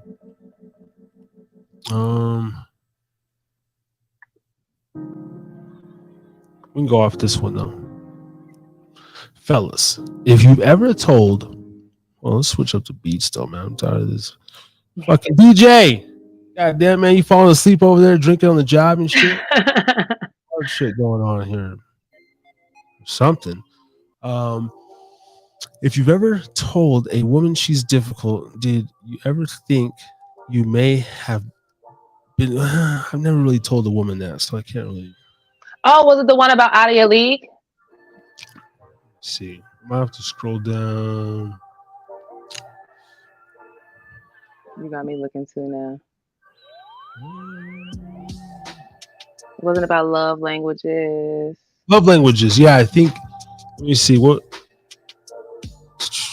Oh, if a person told you how they want to be loved, would you listen or something like that? Something, yeah, fellas. Oh, and this one too, fellas. What you think when a woman says? Oh, yeah. It was this one. When she could control you with the kitty. Oh. So what about it? So well, this was going into something we were just speaking of, man. The brain, like if you can master your mind, right? Because we fall victim to the kitty, we fall victim to lust, to the image of it, so quickly, so easily. as well as anything else, drugs, pleasure, and so. But when I think of this post, let's see. I mean, for me, I can only be controlled literally in the physical moment. If she said, "Lay on the end of the bed, let me squat on your face," I'll be like, "Okay, okay." you know, you can control me. Okay, now go stand against the wall." And oh shit, but I don't. I'm kind of an asshole. Like I really don't care. And this is what I want to maybe bring up with you as well. Is I might have some woman issues and stuff, right? Because like I just want, even at 36 years of age, and I am in a relationship, but I'm still speaking just me. Like if this shit ended tomorrow, like my girl, she'll tell me like, oh, you know, you probably want that anyway, or, you know, or if I did, you know, you'd go find someone else. And I'm like, I said, not really though. I said, see, that's the thing you're missing. I said, it's not that I said, am I going to go try to get my tip butt somewhere for sure, a little rebound, whatever? I would assume you'd probably try to do the same thing. But for a partner, like you couldn't control me with the cat is like an ongoing thing. I don't know how to, you get what I'm saying a little bit? Yeah. Like, so a lot of the posts that I put up is either things that I've experienced or things that my friends or the people around me have experienced. Now, coming from a woman that has had a stalker, that is, my post is true in some ways, like physically restraining order, like life threatened, all that, just because I don't want to be with you. But we're having situationships and doing things like we're together when we're not. So that was my fault for, you know, crossing that boundary with him, knowing that I left him in the friend zone, right? So this post is more so for people that's dating, having sex, all that extra stuff, not so much a relationship. Because if we want to be funky, when it comes to relationships, we're both using each other. You know what I mean? You're using me for something, I'm using you for something. And I don't say that in any negative way. As a woman, it doesn't matter how much money I'm about to say, oh, I got this and I got that, and I'm tonemotivates.com, somebody breaking in my house right now. You know what I mean? You're going to help protect me from that as a man and stuff like that. You know what I mean? So, you know, as a man, you protect women and this and that. As a woman, we nurture, we support, we take care of the home, you know, stuff like that. So as a male and a woman, a yin and a yang, this and a that, or whatever you want to call it, it has to be some kind of balance and harmony as far as what we both bring to the table. Now, I've like, so all kind of Facebook groups. I've been social media dating or just dating forever. But there's a really popular group on Facebook right now, like Shoot Your Shot. It's over 30,000 people in this group. So literally every month, every 2 months, you're seeing an engagement. Like, I met off this group and and I'm about to move to Milwaukee and all this extra stuff. So it's there. Like people, it's statistics. People are meeting each other and, you know, doing all of that. But it's a lot of clout on there. You know, it's a lot of people that are just talking, or people that's putting up facades because of social media. So I could present myself to you any way that I want to, because how would you know? So I feel as though, you know, as women, it doesn't matter how I look, you know, because I'm a woman. Typically, I can get sex easier than you could just because I'm a woman, right? They say, you know, women sleep with who they want, men marry who they want, you know what I mean? Whatever the case may be. So I know plenty of women that they stand by that, you know, and they bills are taken care of and this and that and all that, and I control them, but are you happy? And in some situations, I can say the same thing and they are happy. You know what I mean? And there's some, I could go to a friend's house and I be, and you know, a wife would say that, and a husband be like, "You're damn right, she controlled me with the pussy. That's why she got this house." And you know, in other households, it's going to be a whole damn argument. I'm a whole man, you know. So it all depends who you're saying it to, and who you're around. But I like to believe when I get married, damn yeah, he controlling me with the D, you know, and I'm controlling him. Like, it's not necessarily control; it's more like playful. But yes, he got me. I'm not going nowhere.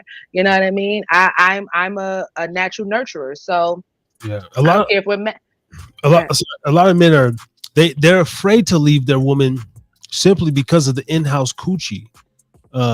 And because we talked about that one on here before, like men that let themselves go simply because they got some pussy, you know what I mean?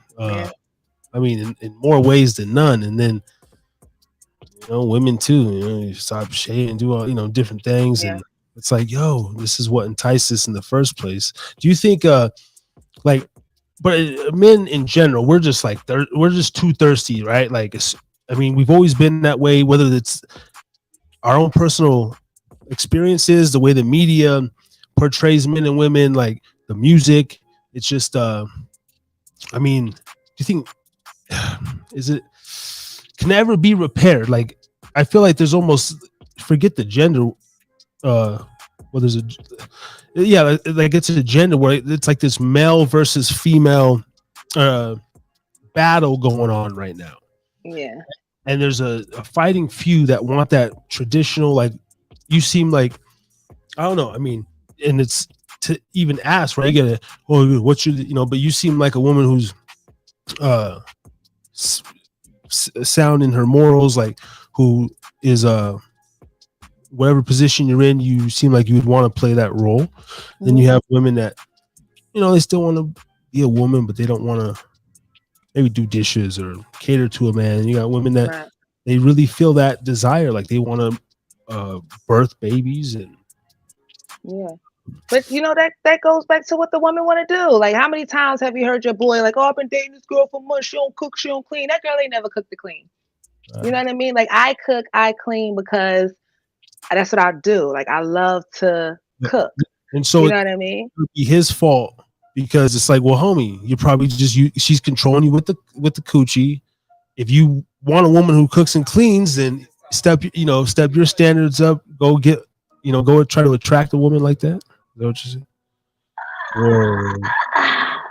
All right, so I'm a complete walking contradiction of myself, because I can say all that. I want love. I want a companion. I want somebody that I can spend my life with. Just like you, the marriage thing doesn't necessarily matter. I want to know that you 10 toes down for me. I'll go to the end of the world for you if I know that. You know what I mean? So with that comes loyalty. So let's say I'm this church girl, and oh no, I want my man, but he makes me feel safe. He makes me feel protected. Everything is taken care of. He listens to me, all this extra stuff. And he say, well, I want a threesome. I'm going to entertain that. You know what I mean? He never gave me a reason to think that he's going to step out on me. He does everything that I ask of him. And now this is something that he wants to try, and I'm not going to entertain it. And this is supposed to be my companion. You know what I mean? So a lot of people are closed-minded and just selfish, that when it's a relationship, it's not supposed to be 50-50. It's supposed to be 100-100. Now, there's times it's going to be 70-30 or whatever the case may be. But I had lost my train of thought. I remember why I said that. People ignore red flags. I have a podcast episode on that. It's called Convenience, Complacency, and Cornballery, because that's what it is, straight bullshit. You know what I mean? Because instead of you noticing these red flags and things that's like, all right, hold up, I don't know, you know what I mean? You're ignoring it because of the flesh, because it's physical, because she gives you good head, or, this or that, but you're not paying attention to how she treats her kids, if she handles her business, if she's always asking you for stuff off bat, and, all of those things. So just me, the caliber woman that I am, I typically never ask men for nothing. They ask like, damn, why you don't never ask me for shit? I have to pay my bills regardless. Not to say that if you cash at me a mini and petty money, I ain't going to use it. Not to say if you said you want to pay a bill, I ain't going to give you the information. But if these are things that I was taking care of before I met you, why wouldn't I continue to take care of it? You know what I mean? Now, with that being said, that might come off intimidating to a man that might not have his things together, right? That's none of my business, though. But, in return, guys that are of the same caliber are still a little intimidated, because for whatever reason, there's not as many women, I guess, that are like me. You know what I mean? And not to like toot my own horn, but like, I wouldn't mind getting married. I wouldn't mind having a companion, not getting married. I also wouldn't mind dabbling in polygamy if I could have two men.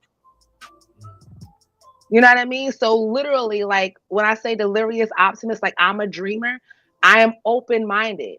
So when it comes to my partner that I know is through and through, he don't play about me. We're doing whatever he want to do. Let's go. Because I know he's going to do what I want to do. You know what I mean? So it's like people force so much, like, oh, well, maybe he'll change. Now, yes, we are supposed to change. We're supposed to grow. right? If I'm growing and you not, it's going to be a disconnect. Vice versa. You know what I mean? We both need to be growing individually. And sidebar, a lot of people get lost in themselves because, I did this for you. No. If I'm changing, I'm supposed to be changing for myself. Now, if that benefits you, fine. But I should never, I did this for you. I changed for you. I became a better person because of you. No, bitch, you should have became a better person for yourself. Okay. You know what I mean? So I think a lot of people project, or simply put, we meet people that's a reflection of us in some way, or the type of energy that we putting out.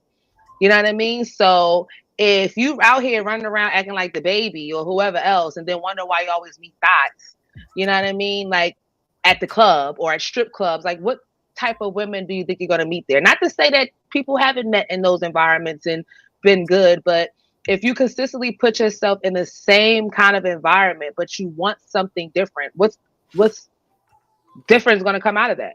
You know what I mean? Doing the same thing and expecting a different result is insanity, ain't it? So put yourself in different environments. You want a chick that could come and bring the table like you could bring your table? You know what I mean? Then go to different places where you can meet those type of women. But don't sit here and mess with all the dots and be mad because she trapped you and she already had 8 kids before that and now she needs you to pay her bills and and she busted your cars and you knew this the first time you pulled up on her. What would you say to the couple or the person who they meet a partner in the beginning, maybe something like that, similar, and then they find themselves together, so to speak, like you kind of both meet each other. I have a friend like this who he was on his way, to just figuring out himself, met a woman who's had a kid already, but she was still finding her, herself as far as financially, getting a lot of help or assistance, different stuff like that, right? And then they got together and then kind of brought themselves up out of that. The one dude was making pretty good money. He was the breadwinner. What would you say? And it could be the reverse role, a woman who, maybe you take a chance on this guy. Oh, we were young and this and that, and he's my baby daddy. I don't want to leave him, right? I don't want to, my kid to be without a father. But when that other person feels like you grew apart, like you're supposed to be a partnership, but when it's like, it's like, damn. And then your mind opens up and you were younger back then. Now you're coming into your own age, your next level of adulthood, womanhood, manhood. Is that wrong to still want to go out and pursue, say if you make a family and then, gosh, I love my family, I can never, imagine life without them. But at the same time, as an individual, that, what, maybe it's the grass is greener or it's a new set of standards or values that you have for yourself. You say, you know what? I am going to meet another one because I'm still going to have this family the way I want. Is that okay? I know a lot of men that have done that. They're better off on the second family. I don't know why. Yeah. All right. So for some reason, well, not even some reason, but let's just say it's 5 women to 1 man. So I could possibly fumble you and literally have to pray to God to hope that I get one more like you. And I better not fuck up this time. You, on the other hand, can fumble me, Keisha, Kima, and Pam and come across Tasha. And now your life is together. You're like, you done went through the rigmarole. You done, didn't do these other girls right. You'll never want to do that again. Like you just want to do right. You marry her. You know what I mean? Y'all good. So I don't know what the imbalance is, but I also know that it's a very thin line between the amount of levels that can be in between a person or a couple. You know what I mean? I feel like if like you're on level 5 and I'm on level 2, all right. We got some, but if I'm on 7 and you on 2, then nah, because now once I get to level 14, you still on level 6. You know what I mean? So no, because even though I might have fed into you, help support you, help you grow, opened your mind, whatever the case may be, we're not going to take away from that. I love you, you love me, whatever. But you are still not growing at the speed that I'm growing. So even though I could commend that, I appreciate it, I respect it, I say to you, you know what I mean? I still have a thirst or a yearning or something that needs to be quenched that eventually isn't. Like that's how some of my friends is. You know what I mean? One spouse is not on the other spouse level. You know what I mean? They're okay with that. You know what I mean? I also know some people that do things, but they did things or certain things as far as their family life because they felt it was the right thing to do. You know what I mean? That's one of the reasons why I'm a single friend, because I don't have no regrets. You know what I mean? I moved off of how my heart felt and what I thought was good for me and mine at that point. Whether it's right down the line or whether it works out for me or not is one thing, but I followed my heart. You know what I mean? And that goes into another episode, lit, LIYT, live in your truth. Because that's what your friends did. Regardless of whether the first wife and the first family is upset or whatever the case may be, they are genuinely happy in the second one. It doesn't mean that it was less than. It doesn't mean that they don't have the same type of love, but this is the love that they need right now. You know, and a lot of people don't understand that. Sometimes people just grow apart. You'll hope that you're going to keep growing and, you know, going down the same lane or whatever, but it's not always that. It happens. You know, it happens. But I will always respect a spouse that can take accountability and let me know what it is. I don't care if I'm about to sit here and cry. I'm about to be depressed for 3 days. Oh my God, my baby leaving me. He told me what it was. Instead of me looking stupid in these streets, I know what it is. It's not working for me. I'm not happy no more. I'm trying to fulfill myself. I can't, it's but so much bitterness I can have over that. You know what I mean? Because I wouldn't want you to hold me back. So like I just consistently send, what people need to do, I should say, is consistently send love, light, and healing out to people. Just because y'all didn't make it don't mean, oh, that fuck that bitch. Or that. It doesn't have to be that. You know what I mean? Look, we had our moments, and people don't understand that exes are examples of what you want or don't want. You know what I mean? So typically when you break up with somebody, it's not all bad. If it is all bad, you should never even been with them. But typically it's not all bad. You know, I have a guy that I dated in Delaware, which is about an hour drive from me, hour and a half drive. And I would go chill with him and all that stuff, but he has so much going on. I loved, he showed me how to hike. He showed me how to fish. I incorporated that into things that I enjoy doing. You know what I mean? So even though me and him didn't work, it didn't mean that I didn't take anything from that relationship. So when people start realizing that us dealing with people and dating and all that stuff, relationships are examples of what we want and we don't want in life, then, you know, we could sit there and have that conversation. It's a difficult conversation. Who wants to say, hey, babe, I don't love you no more? You know, stuff like that. But at the end of the day, I'm going to respect you for letting me know what it is instead of you sitting there for 3 years and resenting me because you've been sick of my ass and you're secretly in love with your work wife. Like, nah, like live your life. Whatever the hell that is, go for it, bro. Like, and that's like people are so selfish. Like, I'm just going to hold on to him because I know he's not going to go anywhere. Because men, y'all the ones less likely to leave. Women are typically ones like, look, I'm sick of you, bye. You know what I mean? Guys usually are sticking it out. I'm gonna wait, I'm gonna see. Women, you know what I mean? We up and we out, you know, but we put a lot of thought into it or whatever like that. But neither here nor there. Everybody ain't supposed to be like our great grandparents and together with 50 years. They went through all kinds of shit. There's other families in different towns and all that, but we didn't hear about it because grandpa took care of both families. You know what I mean? So I think like, you know, people need to decide what it is that they want and they need to have these difficult conversations. Like, you know what I mean? It's not wrong getting to know people. Like, do you have any trauma? Are you emotionally available? Like, men look at me like I'm crazy when I say that on the first date. Are you emotionally available? Because I don't care that you pulled up in this range and picked me up and we went to AC to go eat and all this. Are you emotionally available? Do you have space to love on me? Do you have space to love on yourself? Because if not, I respect you letting me know, you know what I mean? We might be able to play a little bit or something like that, but I don't got time to be sitting here playing with people. And that's the main thing people don't understand. This is people's lives.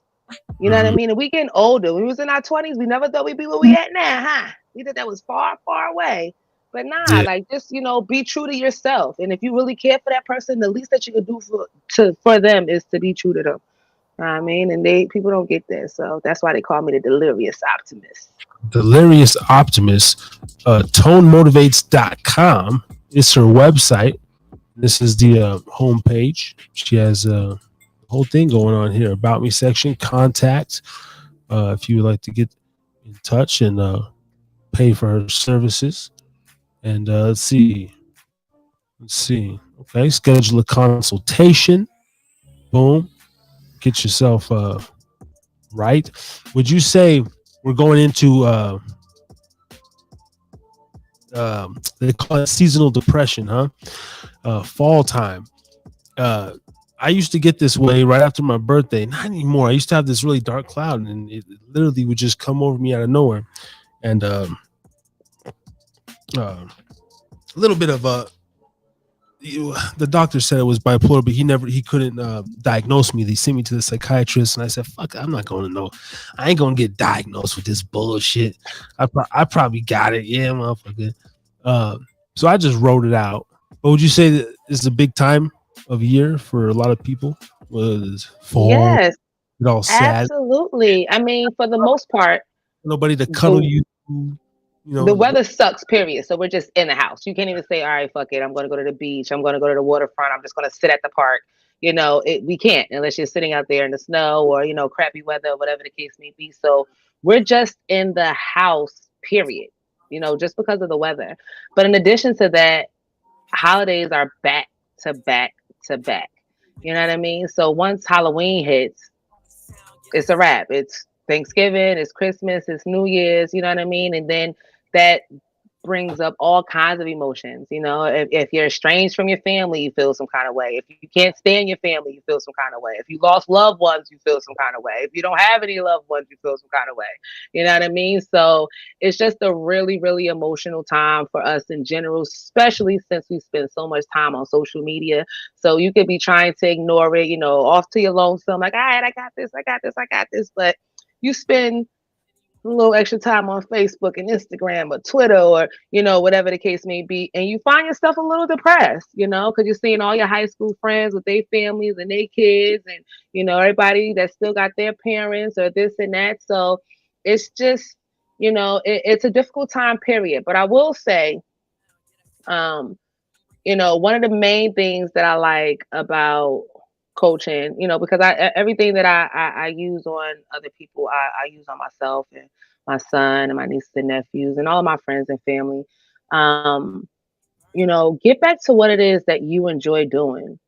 You know what I mean? Like just like I was saying when I had got away from the writing, when I started writing again, like I don't once I started writing again, like the self-love changed, how I took care of myself changed, like all of that stuff changed. And it made me think, like thinking now, I can't even think of what love was to me 3 years ago, 4 years ago, 5 years ago. Like I wasn't even taking care of myself the way that I was. And that goes back to something I said earlier. Like people look at it like, all right, well, I'm not working out. I'm not doing this. I'm not doing that.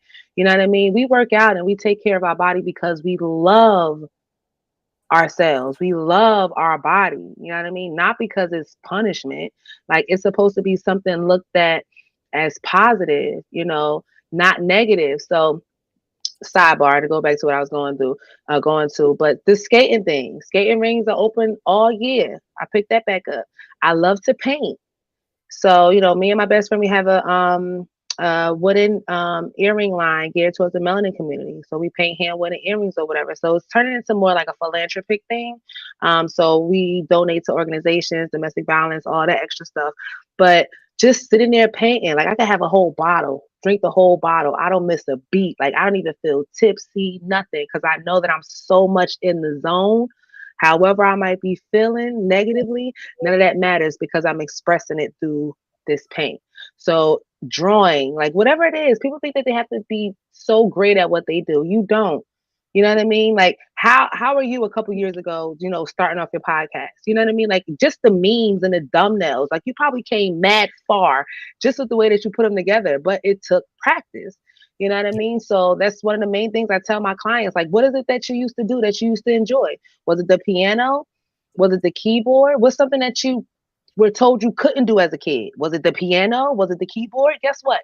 You could take keyboard lessons online right now. You go on Upwork right now, look for somebody that plays the keyboard for the price that you want an hour and do it on Zoom. You know what I mean? So whatever genuinely brings you joy, that intrinsic motivation. And people say intrinsic, yes, intrinsic. So that's like watching your favorite sport, watching your favorite show. You're only watching it because you want to. Nobody's forcing you. This is not your job. You know what I mean? You're doing it because it's a pastime to you. It's a hobby to you. So when you're doing things that you genuinely enjoy, typically that can bring you out of ruts and all that stuff. Like I love YouTube. Anything spiritual on YouTube, I'm in there.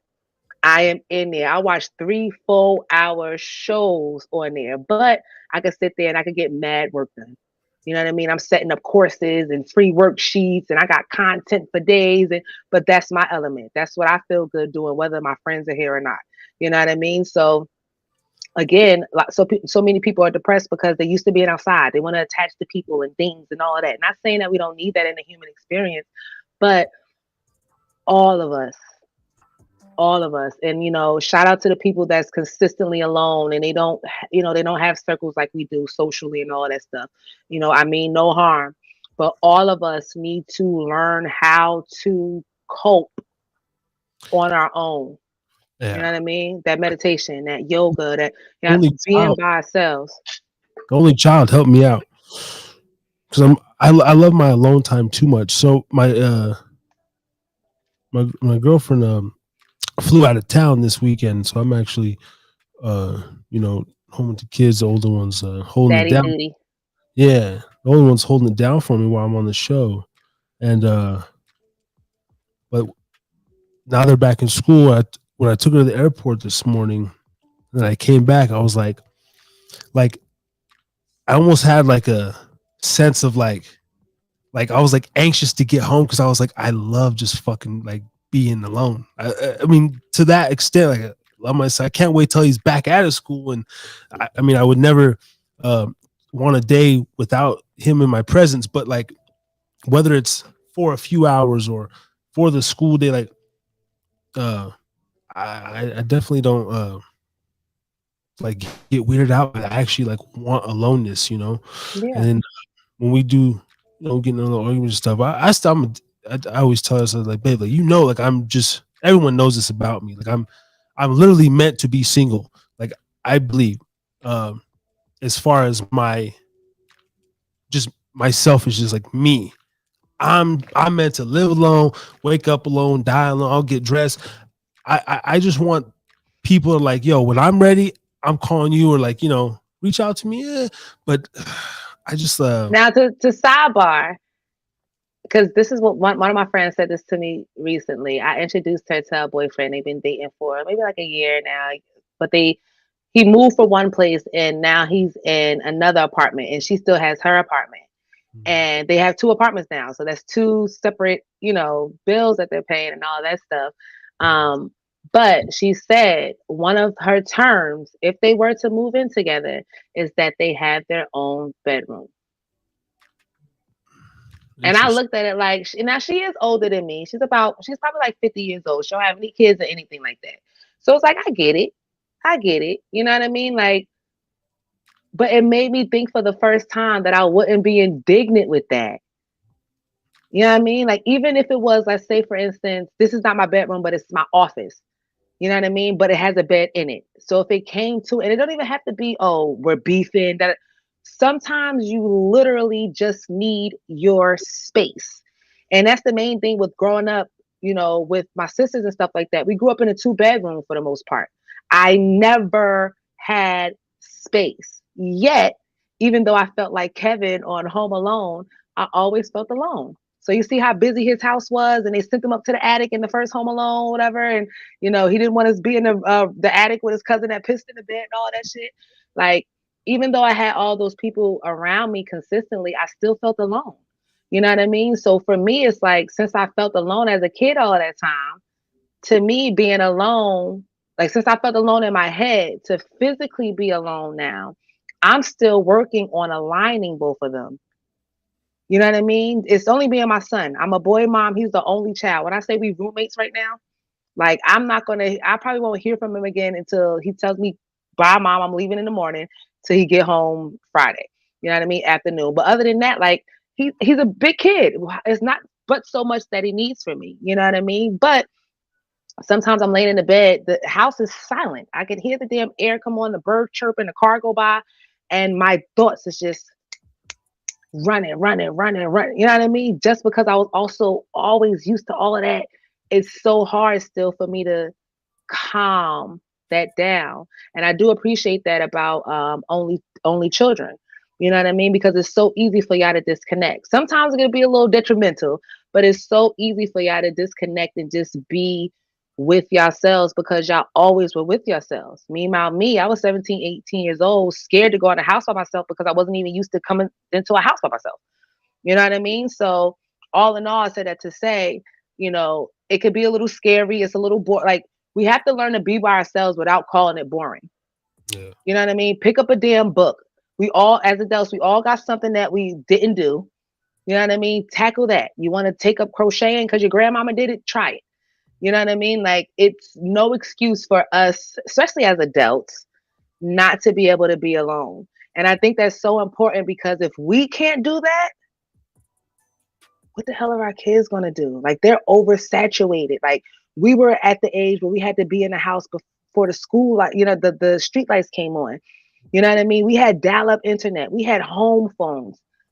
You know what I mean? Like, we look forward to going outside and all of that shit. We wore shorts and tank tops in the summer, not hoodies and sweatsuits. You know what I mean? So if we can't grasp that and incorporate that into our kids, number one, they're never going to want to be alone, or they're never going to want to be around anybody.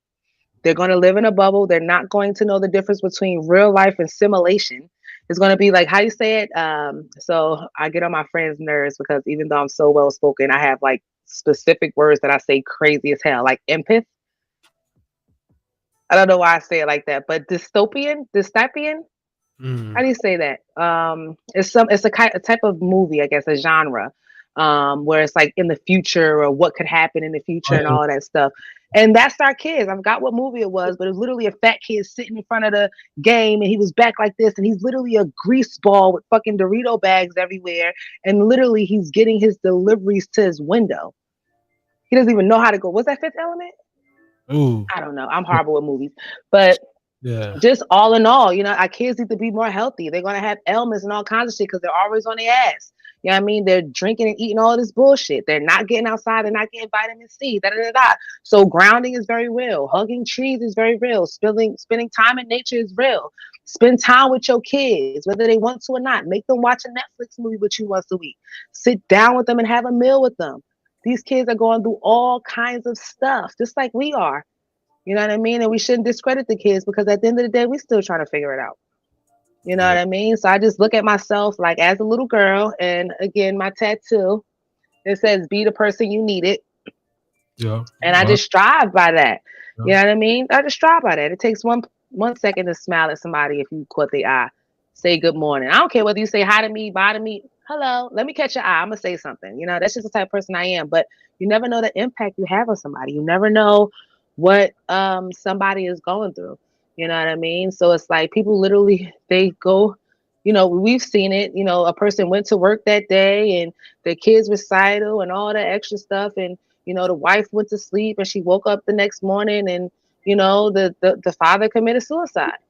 You know what I mean? People don't know. All kinds of women are walking around with postpartum depression, don't even know that it's that, because we're just wired to go, go, go, go, go.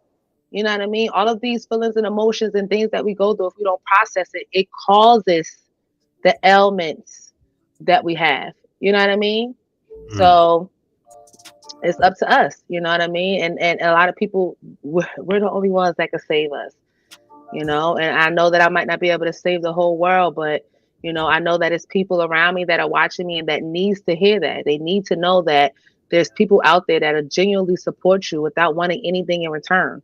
You know what I mean? And I'm that person because I know that it's people that looked out for me when I was in need, not even knowing that I was in need. You never know sometimes. You might even know that you need something or you want something until somebody presents it to you. You know what I mean? But, we got to put ourselves out there and just try to be our best selves. So just communicating. I don't know how I feel. That's how I feel. Or I don't know what's wrong with me, babe. It's something different. I want something. Talk. How you gonna grow together if y'all not on the same page? A lot of people be reading different fucking books, let alone the different page. You know what I mean? So it's just fighting for what you want. If that's what you want, fight for that shit.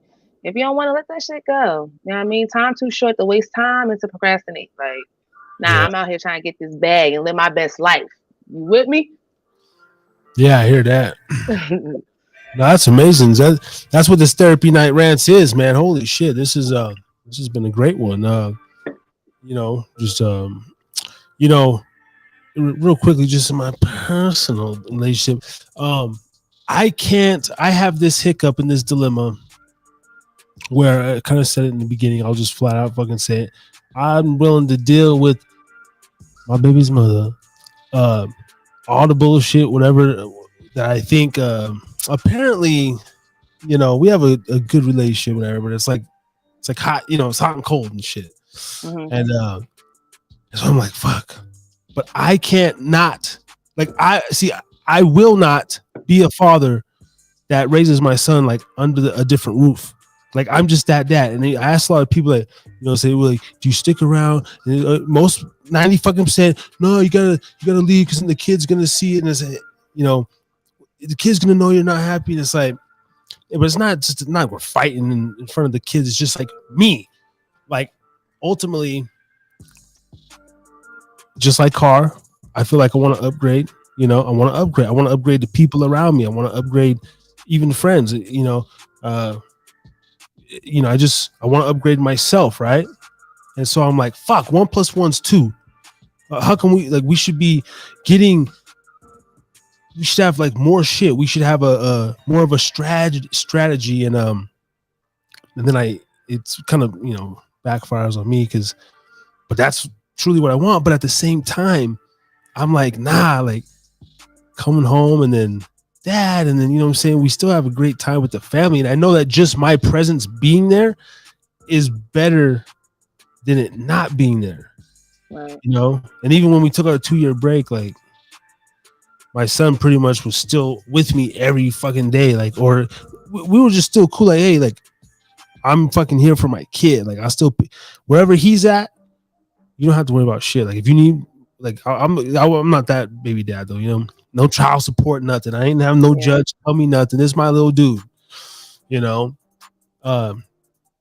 is there, what do you think about that? Like just, that I'm willing to just kind of, hey, and I might, that's the thing. You ain't supposed to know if the other partner's cheating or if they're not, you know what I'm saying? So right. I believe strongly in that. If you care enough for me to die without knowing you was cheating on me, we locked in, boo. Whatever. I don't care. But but yeah, sorry. But just a man who can't leave his fucking kid will not. And I'd rather be like, you know what, babe? Through all the bullshit, I'm truly not maybe that satisfied or just happy, whatever. But it's like, you know what? I do see this image of a second. It's fucked up to say, but realistically, in 10 years, when my son's 18, like your son's getting ready to be, and I just knew a 52-year-old that had his first kid, so I'm like, shit. Right. And yeah, I mean, I look at that too. My baby, my life is definitely about to reset. You know what I mean? Like, especially as a single woman, so I get it. But I think the main thing in what you're saying is, well, not the main thing that in what you're saying, but I think you need to decide whether you're genuinely happy or not. Because that's one of the things, going back to the kids. We think the kids don't know. Them kids know. You know what I mean? You might not be screaming, yelling, beating, on his mom and stuff like that. So it's nothing that drastic, but he can tell if his daddy's happy or not. He know if mommy's happy or not. So it's like, first and foremost, I feel like a lot of people just say like, oh, well, I mentioned this a time or two. You ain't listening, so you obviously don't care. You know what I mean? My therapy is for this type of stuff. You feel me? Like it's a sounding board. Like you would have worksheets that literally ask both of y'all what the fuck y'all want. You know what I mean? And we ain't going to discuss that until we get together, or y'all can discuss it alone. And with y'all discussing it, y'all have two sheets, and now you have to combine it. You know what I mean? And with you combining those sheets is stuff that's mandatory, is stuff that's flexible, and there's stuff that's absolutely not. You know what I mean? Now, once you clearly know what you expect out of the other, what you need to tick to feed this relationship for me to stay, and you give it a realistic goal. Y'all been together forever. So if you say, especially what you sitting here saying, like, all right, I'll give it 10 years and then I'll just, I'll push the button out or I'll reset. You know what I mean? Give it a year. Have a serious conversation. Look, I want more excitement. I want this out of you. What can I do to be a better man for you? This is what I think that you could do to be a better woman for me. And this is not nothing being condescending. It's not telling nobody that they could do better or they not doing better. It's telling your loved one how you would like to be loved. Yeah. Once I just told you how I would like to be loved, and we sit here for a year working on this, and we done revisited it.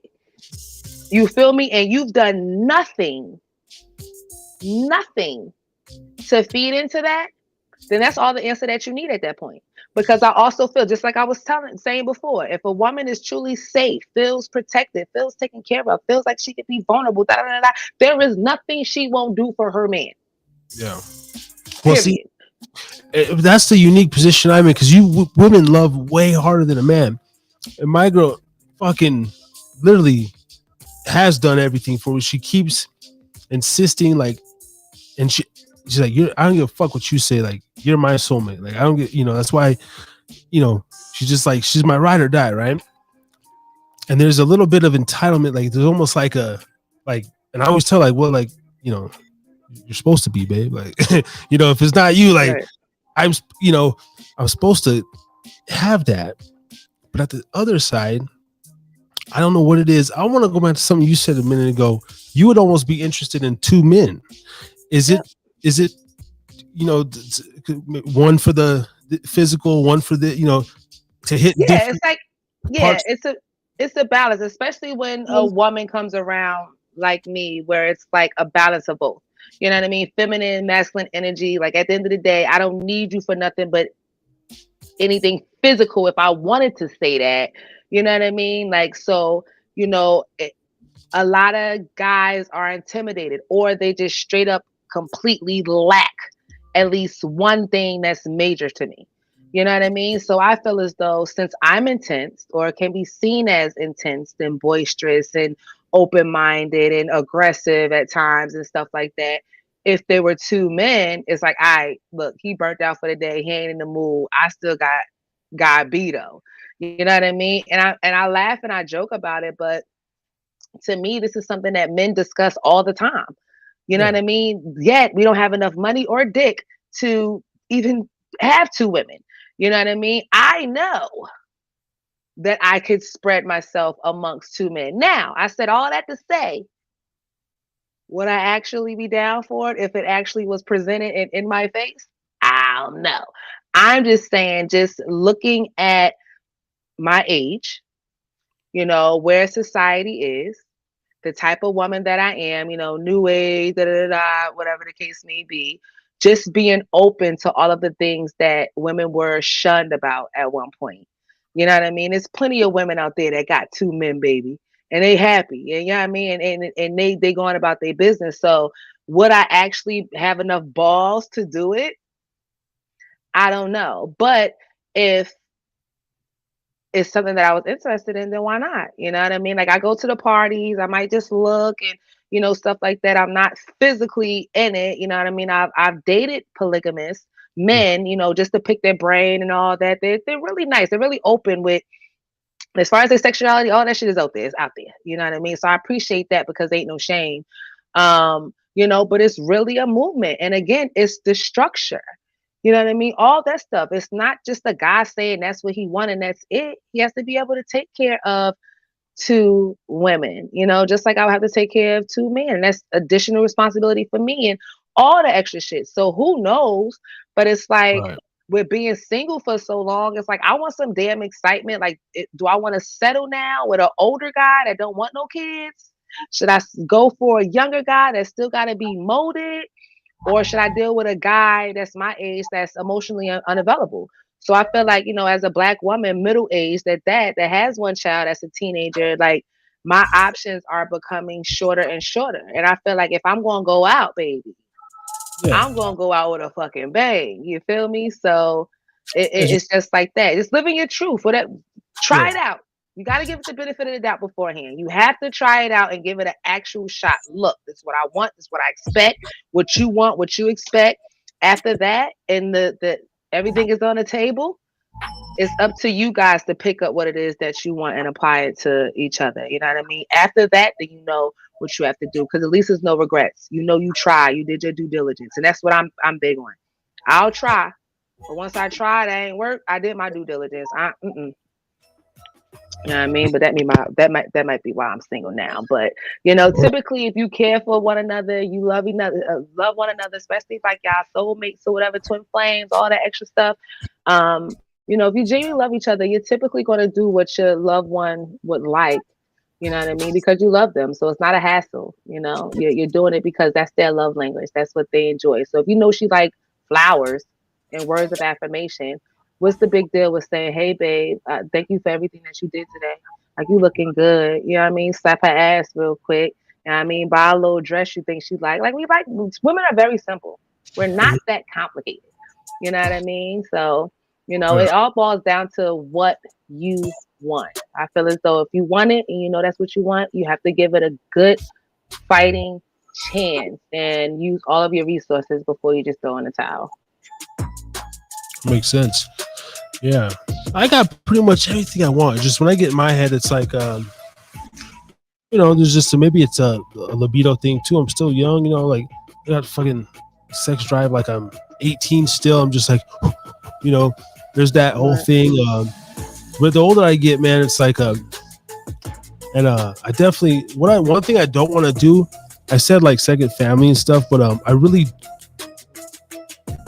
like once I have my son, like back in the old days, like that is your woman. I feel like I don't want to die with 2 or 3 women like at my bed. I don't want to leave the world with like, if I'm going to spread my seed, I would rather just, I'm that kind of guy. I don't want a whole messy backdrop as right. But you also have to think about it. You're talking about 10 years when your kid will be 18.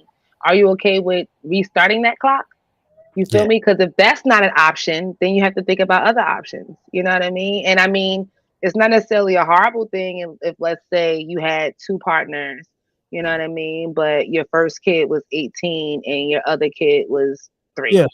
You know what I mean? Like we at the age right now. I know you got friends that got grown ass kids and literally like toddlers. Like you know what I mean? It's just something about this time, so it's just like deciding, and that's a huge, like, would you have another child with this person? If you can see yourself having another child with this person and being okay, at peace, not feeling like something's missing or that you want to step out and all that extra shit. Not saying that people don't fall out of love, because that's another thing that people forget. People think like, oh, I'm in love. No, people don't stay in love. You fall out of love. It's your job to fall back in. You know what I mean? So it's an on and off thing. It's like double dutch. It's either going, let the rope keep moving while you moving your legs, or you decide that you don't want to play no more. You know what I mean? But if it's somebody you can see like, yeah, I'll do this all over with again, then, rock out. I would honestly, I always say I'm testing people, but it's a test from the emergency broadcasting system. You know what I mean? If my man sit here and tell me that he likes to be cuddled every night before he go to bed for 15 minutes and then get off of him, and he had a long day and and he taking care of the home or whatever like that, and I can't cuddle him for 15 minutes so he not off, at least sometimes, then I obviously don't care what he cares for, what his love language is, how he needs me to pull through for him. You feel me? So it's just knowing what the other person needs intimately and how to satisfy that. So if that means you need it a couple times a week, then say that shit. You don't care what days. You don't want to put specifics. I need it Monday, Wednesday. Nah, a couple days a week, babe. I need you to You know what I mean? If that means giving her a couple dollars, go pick out some lingerie or making her feel good so she want to do it. If that means maybe paying for a housekeeper to come through to clean up, or maybe ordering out that night so the kids could go to bed early, or maybe getting the kids out the house so y'all can run around naked. You know what I mean? It's about making it exciting. I like to look at it like, you know what I mean? Like my life is a reality show, a documentary, a horror movie, and a suspense thriller. Because you never know what you're going to get. You feel me? We gonna rock out. We gonna go through all the notions, but I'm gonna be authentically myself. So if that means that I'm gonna be silly today, we about to be silly as hell. If that means I want to cook for you, butt naked with just my, apron on, then that's what I'm going to do. You know what I mean? But you never know with me because that's just the person that I am. But sometimes we get so used to dealing with someone, we think like, okay, well, that's what they like, that's what they want. You know what I mean? I'm going to leave it like that. When we make our own rules now. You feel me?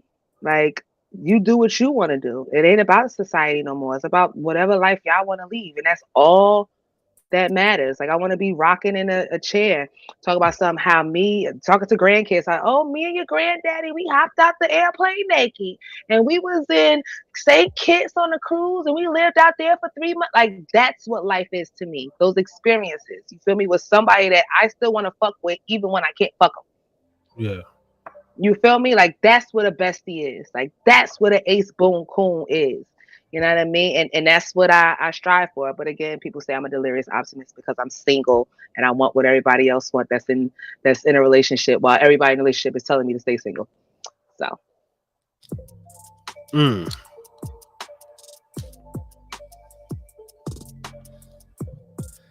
Well, that person you just described, I guess I have parts of that, and there's one that got away, and baby, I used to always say, even when you're '45, I'm still gonna want to eat that monkey. So, I don't know. Hopefully, no. But yeah, that's awesome. Wow. Tone motivates. Tanya Franklin. I would love to keep this going, but I'm gonna wrap this up here just because I do got daddy duties. This has been an excellent therapy night on the pub. And once again, ladies and gentlemen, this is a professional, licensed clinical therapist, life coach, motivational speaker. What was it? Life guru. Wellness coach, cognitive behavior therapist. Get what you want out of life. It all starts with you. That is amazing. I would like you to come back on, frequently, come through. I do these every Thursday, but I like when I have a guest to really highlight and then integrate into the High Pub, because we covered a lot of topics to where these are things that we cover on the show all the time, and so I have a good professional opinion and a different opinion. And hello to my girlfriend as we speak. Sorry, babe. She'll always be hey, like, girlfriend. you be putting too much business. I'm like, no, not really. Ain't nobody know nothing. Ain't nobody know nothing. And it's all for a good show. But one question I always ask all the guests is, did you have a good time at the Haida Pub tonight? I did. I really, really enjoyed myself, and honestly, it just felt like a regular conversation I'm having with a friend having a drink. So I love the vibes. Excellent. That's what I like to hear. Those are the vibes I want to bring. Again, I just that's what it is. Conversation. I don't write no fucking questions down and all that shit. But thank you so much for your wisdom and your wealth of knowledge. And I usually always go back, listen to the shows. I'm gonna be like, oh, dude, you suck. You should have asked her about this, and you should have said this when she said that. But we'll do it again. We'll do that. Write it down, and then we'll cover it on the next show. Absolutely. ToneMotivates.com. Go check her out, and you can catch her. And you also do your own podcast, and that's over on Buzzsprout. Yes, but it's also available on most podcasting platforms as well. So you could just look up Shades of Tone. Shades of Tone. All right. And I know it's getting late over there on the East Coast. You get some good sleep, and thank you so much.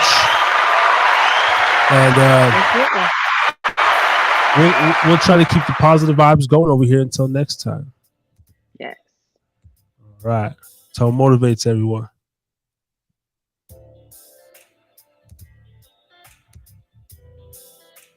All right.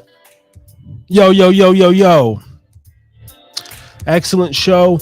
You know, I hate to do these shorter shows. I love the 3 to 4 hour shows, but I do have duties to do. And, you know, I promised my family I'll only do a 2 hour show tonight because, you know, I gotta go be a dada and handle stuff.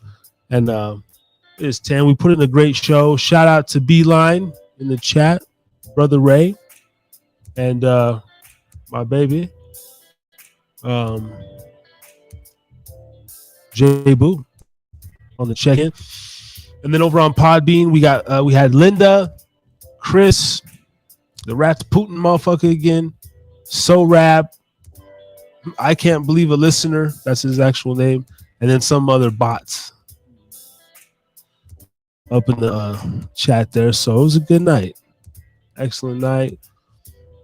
And I got some good questions out of the way. I think, like always, if you were a loved one, if you know of a loved one who's struggling with drug addiction, sex addiction, anything else, call 1-800-662-HELP. That is 1-800-662-HELP. That is a national drug addiction hotline. They're there 24 hours a day. If you need a little something, you know what I mean? If things are getting out of control. I had to do it one time. It was cool. And then I was like, all right, what the fuck am I doing? All right, I'm just going to drink a glass of milk and go to sleep. That's all you can do when you're like that. So that's what that is. This has been episode 86. 86 weeks in a row. We got to do it to him.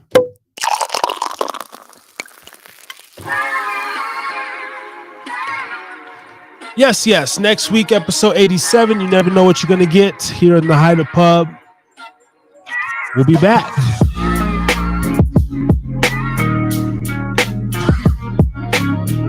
If you just can't wait, though, you can catch us Saturday night and Sunday night on WDJYFM.com.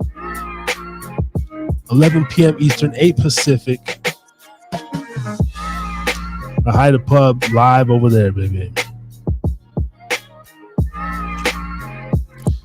Reno, take us out.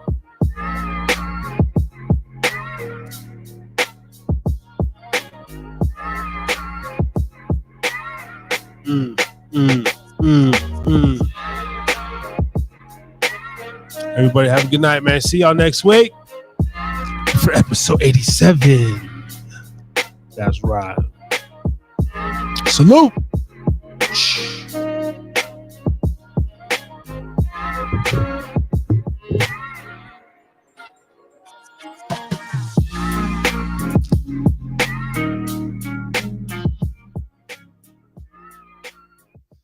Harry's drinking again.